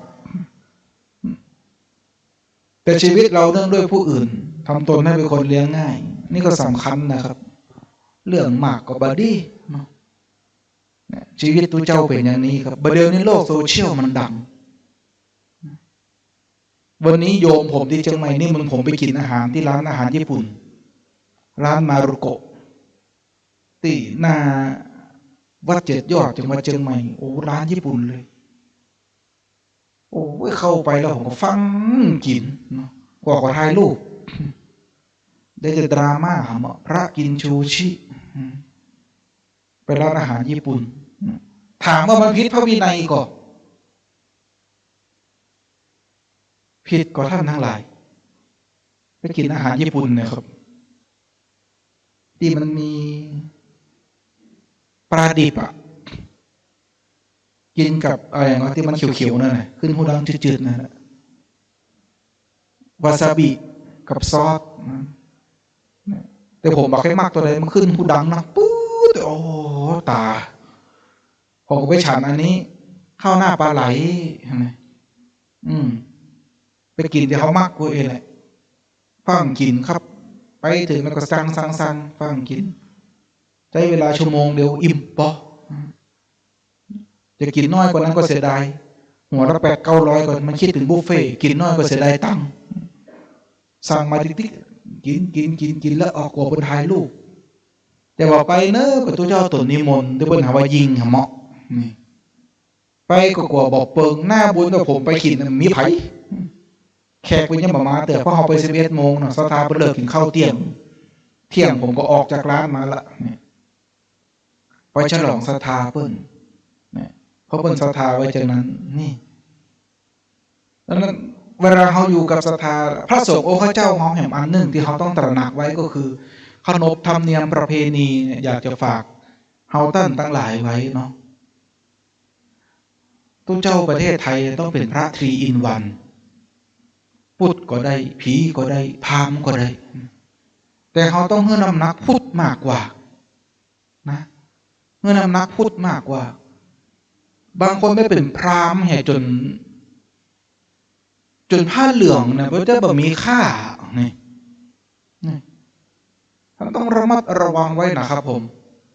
เนี่ยเมื่อเขาเปล่งวาจาถึงพระรัตนตรัยเป็นที่พึ่งแล้วครับมีพระพุทธเจ้าพระธรรมเจ้าพระสังฆเจ้าเป็นที่พึ่งแล้วก็ยึดถืออันนี้ไว้เถอะครับ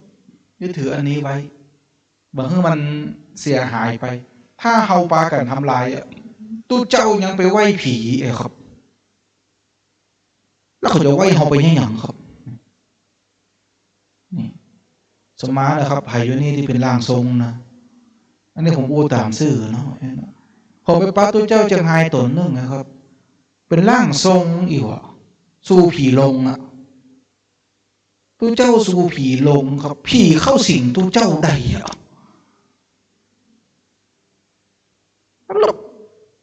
ไปปล่อยคือผีมีอำนาจเหนือตัวเก่าเข้าสิงตัวเก่าเป็นร่างทรงให้เพิ่นมาถามเมียได้อ่ะครับมันสู่ผีลงนะมันก็หมดสภาพพระแล้วที่เปิดที่ไหนก็ที่ไหนมีพระที่นั่นไม่มีผีที่ไหนมีผีที่นั่นไม่มีพระแม่นก็ครับอันนี้วัดนี้มีผีอยู่ในพระอยู่พวกผมหันแล้วผมหับบ่ได้เอากุลศีลกุลธรรมสูบอยู่ในหมดอันนั้นปล่อยให้ผีมาครอบงำจิตวิญญาณได้แสดงว่าสมาธิอ่อนมากกำลังจิตนี่อ่อนมากเนี่ยมันแต่เขาก็ต้องมีลิมิตของเขานะครับแต่ถ้าเปิดมาถามมาวันไหนเอารถออกดีนี่อันนี้ก็จำเป็นพอเขาเปิดนอกเกียง59เสร็จที่กับจันถ้าบอกงูเห็นเลยก็บ่ได้ครับนี่มันเป็นที่เปิ้งส่งเข้ามากินกูวันพอมือจันมันดีตัวอีกก็บ่จ้างนี่มันเป็นที่เนี่ยก็ซื้อจะตายเนี่ยมันก็จำเป็นมีไม่น้อยนี่สมัยก่อนนี่3 ขาแม่งก็ครับเดี๋ยวนี้ทำไมมันมี4 ขา มันจะก้นก็สามขาเพิ่นอยู่กันมาแต่บ่เคินแล้วอะเนี่ย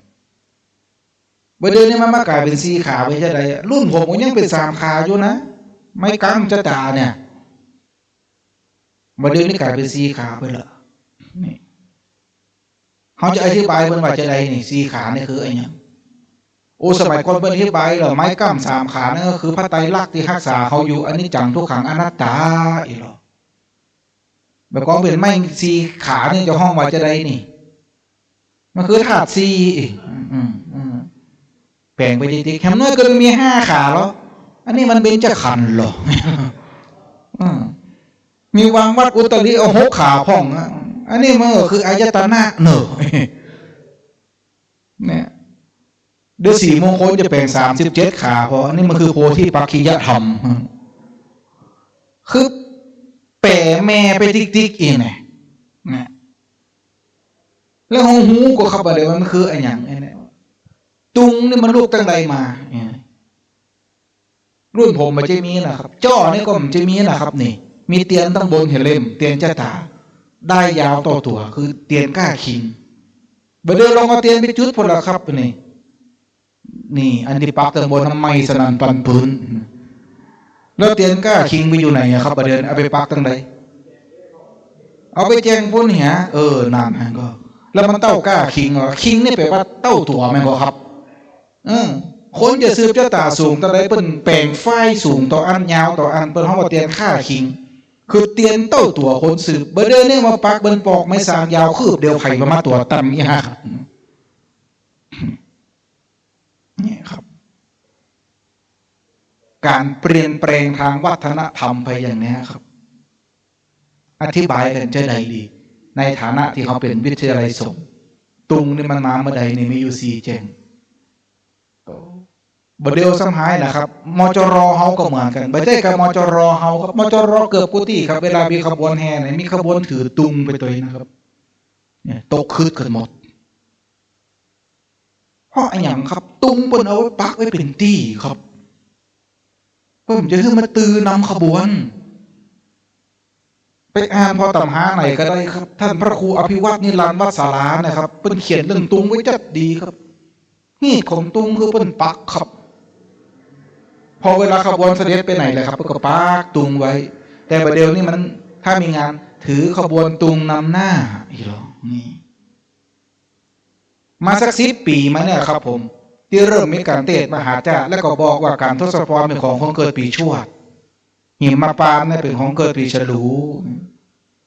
แล้วมันมี12 ปีแล้วครับแล้วมหาจารย์ปี13กันตกกันสุดท้ายนครกันมีปีเกิดแล้วจะได้เนี่ยเอาไว้สำหรับคนที่มันจำปีเกิดมาได้โอ้ยอินดูขี้ข้างพอแสบไถไปจนนั่นเนี่ยมันลูกตั้งใดมาในสมัยก่อนนั้นมันจะมีนะครับนี่มันจะมีทำที่มันมีประจำปีเกิดแต่คืออภิธรรม7 กำปีครับที่เพิ่นยังมีอยู่ครับพระสังคีนีคนเกิดวันอาทิตย์พระวิพังค์คนเกิดวันจันทร์นะครับเพิ่นยังเทศน์กันอยู่แต่มหาจารย์นี่เพิ่นมีประจำปีเกิดครับมันเริ่มมาประยุกต์มีมาปัจจุบันมันก็บอกผิดครับถ้าสังคมยอมรับกันไปฉะนั้นแต่เขาต้องอธิบายขึ้นได้ครับไผเป็นคนระบุว่าทำทศพรมันเป็นของเกิดปีชวดนี่ปีใจเนี่ยไผเขียนมาทศพรกับปีหนูนั้นมันไปสัมพันธ์กันจะได้เนี่ยพระเวสสันดรมันกินหนูมาเกิดกะเป็นเรื่องที่ท้าทายวิทยาลัยสงฆ์เป็นเรื่องที่ท้าทายพระนิสิตยุคใหม่ต้องอธิบายให้ได้ครับนี่ตั้งโจทย์กันไปนะครับผมอธิบายกันไปเขาต้องศึกษาให้มันสามารถตอบโจทย์สังคมได้ครับยังประเดี๋ยวเนี่ยครับที่พระทำผิดเยอะๆนะเขาจะไปตอบจะได้ครูบานั่งเจ็ตสกีผิดก็ครับปาจิตตีครับภิกษุเล่นน้ำจะเอาเป็นซึกเลยครับนั่งเจ็ตสกีครับก็แค่อาบัติปาจิตตีเล่นน้ำแต่ว่าสังคมไม่ยอมรับครับโลกวัชชะโลกติเตียนนี่หรอ นี่ปาจิตติอาบัตตัวเดียวกับตัวเจ้าโลกหญ้าครับภาคอะไรนะครับภาคของเขียวอะครับอาบัตตัวเดียวกันเลยครับตัวเจ้าโลกหญ้าตัดหญ้าเนี่ยนะครับกับท่านไปเล่นเจ็ตสกีเนี่ยกับตัวเจ้ากินเหล้ากับตัวเจ้ารับเงินอาบัตตัวเดียวกันปาจิตติแต่ความรู้สึกทำไมมันแตกต่างกันนะครับบอกกองปาตัวเจ้ากินเหล้าเอาซึกก็ปาจิตติอ่ะที่เขาตัดหญ้าวัดเขาน่ะโอ้ชมโอ้มันตัวเจ้าวัดนี้เหรอปาจิตตินะครับแล้วปาจิตติแค่ไหนก็ปาจิตติทุกใบนะครับที่มันหลุดจากขั้วดูแล้ววัดผมต้นชาฮกเกี้ยนหลอกว่านะตาเตื้อไปเดินปัดรถกระบะเป็นกันวะครับนี่จะโป่งอาบากี่ปีอะต้องซูเปอร์นานาวัตถุกายโยวะครับนักขนาดแต่ศรัทธาชมบอกกองเขาตัดหญ้ามาฝั่งซื้อM100มาเฮือละนี่อ่างก็อาบัตตัวเดียวกันนี่แล้วถ้าเป็นแบบนี้ครับเขาจะเอาโลกวัชชะมาตัดสินเขาได้ก็ครับเอาชาวโลกมาตัดสินเพราะชาวโลกบอกหูครับเอาความรู้สึกอะเอาความรู้สึกพระเจ้าบริมีแห่งอันหนึ่งครับคือปัณณติวัชชะคือเอาตัวอาบัติที่พระเจ้าแสดงเป็นอักขระนั่นแหละมาแสดงเลยเอามายันกันเลยว่ามันผิดแค่ไหนอย่าความรู้สึกไปเดี๋ยวมันจะยาวไปเพราะไปยาวไปผมอาจจะเลิก8 โมงเกินเดือนนี้พอจะ9 โมงละพอแล้วเนาะสมควรสมน้ำสมเนื้อกันขออนุโมทนาบุญกับพระนิสิตทุกรูปครับสิ่งที่ผมมาบรรยายถวายความรู้ไปอันไหนที่มันพอเอาไปเก็บไปคิดได้ก็ลองเอาไปต่อยอดคิดกันนะครับผมอันไหนที่มันเป็นเรื่องไร้สาระก็เอาขวางตกไว้อย่างตะมูเนี่ยครับผมขออนุโมทนาบุญกับทุกท่านครับแล้วก็ขออนุโมทนาที่ได้มาปฏิบัติธรรมนั่งกันมา8 วันบอกออกข่าวต่อไปเล่นเจ็ตสกีวันเดียวครับนี่ครับช่วยกันครับสักวันมันถึงดีศาสนาจะการกุ้งรุ่งเรืองก็เพราะเฮาตันทั้งหลายนี่แหละครับขอให้เจริญรุ่งเรืองในพระศาสนาไปใจๆครับผมญาติโยมทุกท่านที่ได้มาร่วมปฏิบัติธรรมได้ร่วมฟังธรรมในค่ำคืนนี้พร้อมทั้งญาติโยมที่รับฟังทางสถานีวิทยุวิทยุสงฆ์นครลำปาง 106.5 เมกะเฮิรตซ์ในการถ่ายทอดสดของวิทยุสงฆ์นครลำปางขอให้ทุกท่านจงอยู่เย็นเป็นสุขการกุ้งรุ่งเรืองสะเทืองเรืองบานไปโดยวุฒิธรรม4 ประการคืออายุวันนะสุขะพละไปใจๆครับขอยุติปลดปลงลงการบรรยายธรรมไว้แต่เพียงตัวอีครับเอวังก็ปีโดยประการฉะนี้สาธุที่จบไปแล้วนั้นก็เป็นการ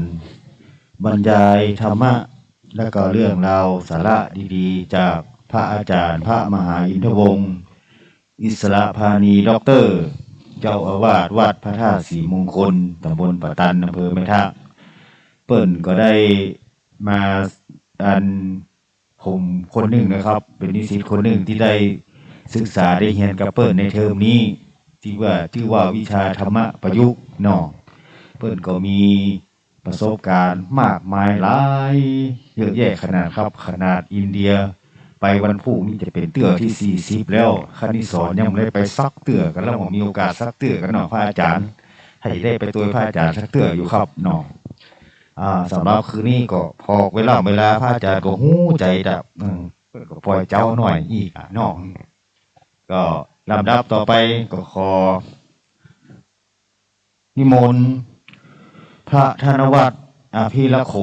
นิสิตจันทร์ปีที่3เนาะคณะพุทธศาสตร์เจ้าอาวาสวัดสมัยอำเภอโสปราบเป็นผู้ถวายการเทศน์การบรรยายแด่พระอาจารย์มหาอินทวงศ์อิสระพานีด็อกเตอร์ที่เปิ้นเมตตานำเอาธรรมะข้อคิดสะกิดใจสาระดีๆประสบการณ์มากมายไก่กองมามาแชร์มาสนทนาให้เราได้รับได้ฟังขอผู้ช่วยสักคนเนาะอันนี้ลูกเดียวกับปอไปลูกเดียวไปรวดประเคนให้เปิ้นน้องโอกาสหน้าถ้ามีโอกาสเนาะก็ขอนิมนต์พระอาจารย์ได้มาบรรยายมาแบ่งปันนานาสาระดีๆให้แก่หมู่ลูกศิษย์ลูกหานิสิตรุ่นน้อง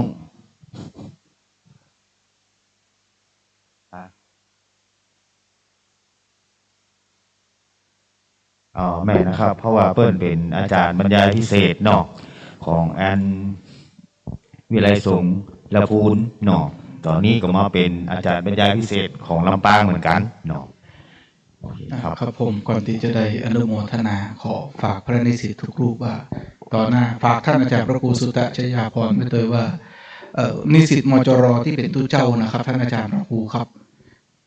ปีการศึกษา2565เทอม2นะครับขอเมตตาพระอาจารย์ว่าถ้าเกรดออกแล้วนะรูปไหนที่ได้เกรดสูงสุดนะครับผมจะถวายค่าตั๋วเดินทางไปศึกษาดูงานประเทศอินเดียทุกสาขาละใครได้คะแนนเกรดสูงสุดนะของเทอมเนี้ยเอาเฉพาะเทอมเนี้ยเทอมรวมหมดเลย แต่จะได้ไปเดือนปลายปีพุทธครับเพราะปีนี้มันหมดซีซั่นละแต่ขอเพื่อเตรียมตัวเลยว่าถ้าใครได้คะแนนเกรดสูงสุดของเทอมนี้นะครับทุกรูปทุกสาขาทุกคณะครับถ้ามีใจใคร่ไปนะครับถ้าคนที่ได้คะแนนสูงสุดบอกไปก็สละให้คนที่สองคนที่สองไปก็สละไปให้คนที่สามครับ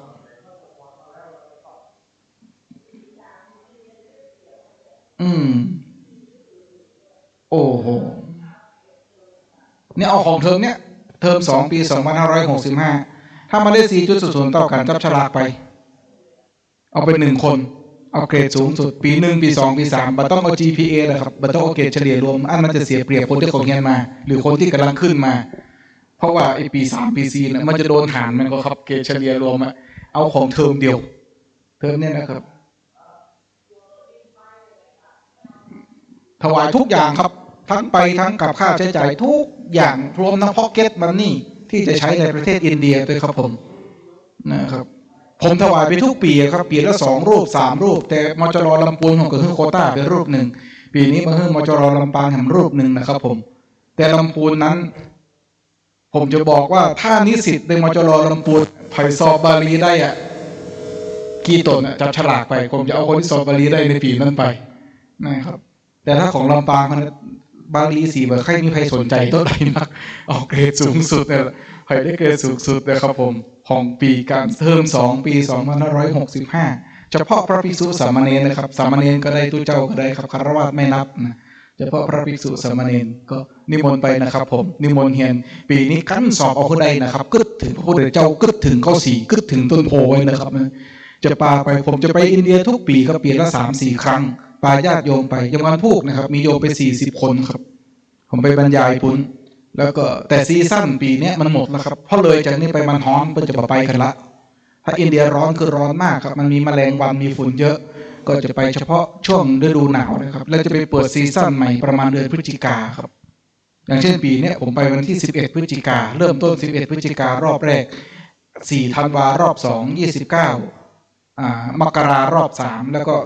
12กุมภารอบ4นะครับผมที่จะไปปีนี้ของท่านได้ไป1รอบครับจะไปรอบใดก็ได้ครับใครได้คะแนนสูงสุดนะครับผมบ่เลือกอยู่วัดไหนบ่เลือกเป็นไผนะครับเอามหาลัยให้เกียรติมหาลัยคัดขึ้นเลยคัดขึ้นเลยครับผมคนหนึ่งอาจารย์พระครูสุตตะนะครับเป็นพยานผมแล้วก็ส่งชื่อเลยถ้าผมใกล้จะไปนะครับผมแล้วก็ตะกี้มอบค่าถวายน้ำปานะไปถวายไป 2,000 ครับเบี้ยน้อยหอยน้อยถวายไป 2,000 แล้วก็ดร.แอมเพิ่นบอกว่าเพิ่นตึงจะได้เป็นเพิ่นบอกว่ามีผ้าป่าสถานีวิทยุของมจร.ก็ขอถวายกันทำกันบรรยายเนี่ยไปสมทบผ้าป่าสถานีวิทยุนะแบ่งกันคนซองปุ้นเอาไปถวายมจร.ซองนี้ไปถวายก้าไฟวันนี้บรรยายฟรีครับ วันนี้บรรยายฟรีได้พร้อมใจพ่อต่อไปครับปอนนะครับผม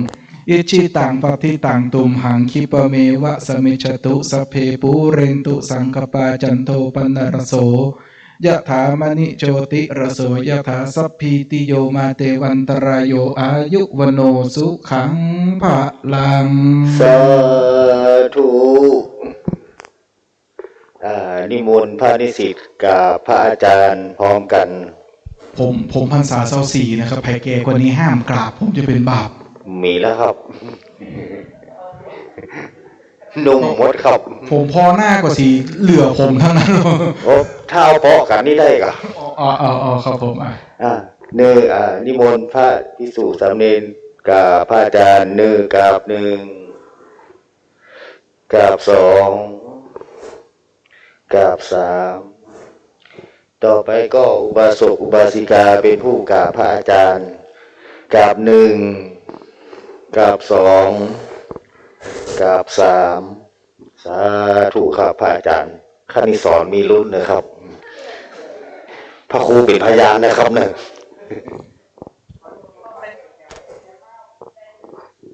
ครับที่ยินได้ฟังไปนั้นก็คือการบรรยายธรรมะจากพระอาจารย์นะครับพระมหาอิทธิวงศ์พระวิศรเสนีดรนะครับท่านได้มีเมตตามาบรรยายให้กำลังจิตกำลังใจให้ยาหอมให้กำลังใจที่ตัวไปอินเดียไปกับพร้อมด้วยพ็อกเก็ตมันนี่นะครับอย่างไรก็จะคัดเรื่องนิสิตที่เก่งที่สุดในเทอม2เราเนาะจะได้นำเสนอพระอาจารย์ไว้นะถึงแม้จะจบไปแล้วก็ตามถือว่าจะเรียนอยู่ก็ตามนะครับก็จะได้เลือกเวลาที่เหมาะสมกับเนาะอย่างไรก็เพื่อกำลังใจนิสิตทุกท่านนะครับแล้วก็ขอบคุณพระอาจารย์อีกครั้งหนึ่งนะครับที่ท่านได้มาบรรยายเป็นอาจารย์บรรยายพิเศษในระดับปริญญาโทพุทธศาสตร์มหาบัณฑิตสาขาวิชาพระพุทธศาสนาท่านมีเมตตาเดินทางมาวันนี้ก็คนในนามของวิทยาลัยสงฆ์นครลำปางผู้บริหารผู้ปฏิบัติธรรมตลอดถึงบาสกบาสิกาFC ทุกท่านที่ติดตามรายการธรรมะบรรยายของวิทยาลัยสงฆ์นครลำปางในค่ำคืนนี้ขอให้อาจารย์เดินทางด้วยความปลอดภัยแล้วก็ญาติโยมทุกท่านมีโชคมีใจรับดีฝันดีเหมือนกันทุกคนทุกท่านด้วยเถิด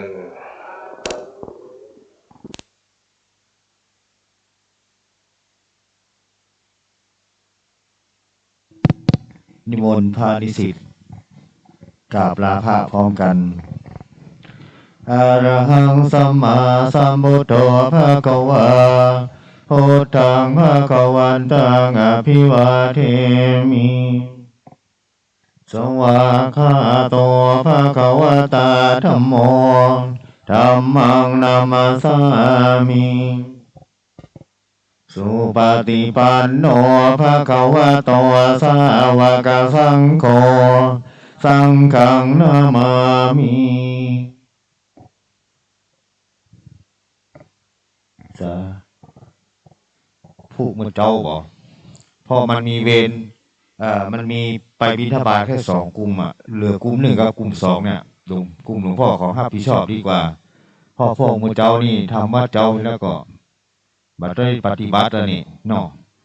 น้ำยังไม่ได้อาบเตือนน้ำเลยเนี่ยแหมหลายรูปหลายองค์นะก็ขอทุกท่านรับฝันดีราตรีสวัสดิ์เนอะไปลืมฝันหันผีเนอะ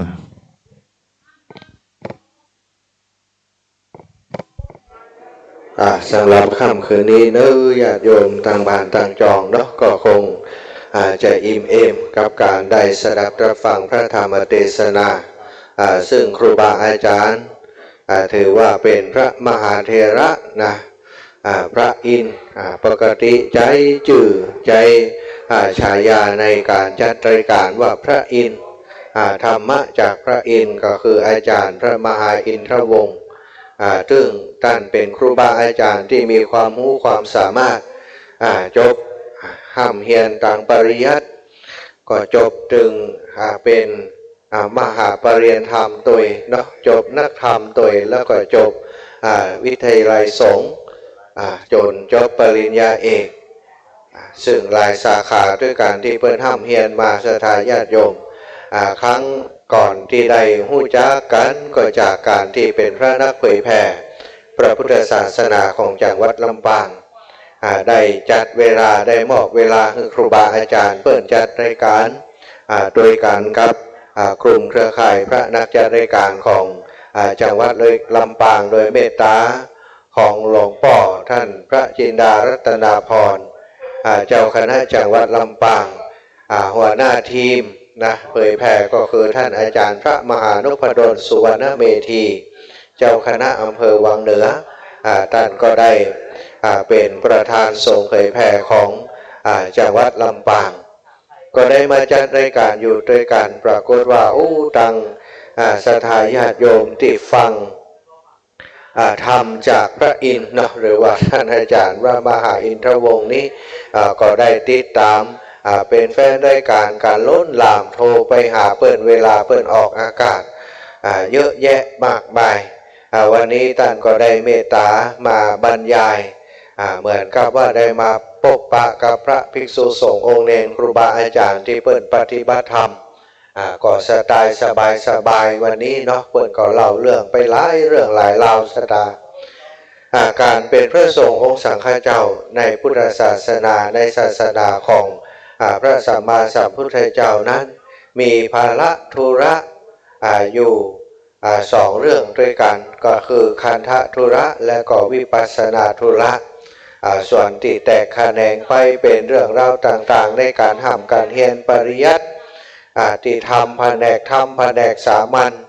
นั่นก็เป็นเรื่องของวิธีการในการห้ามการเรียนเนาะแต่บอกว่าจะเป็นคันธธุระวิปัสสนาธุระ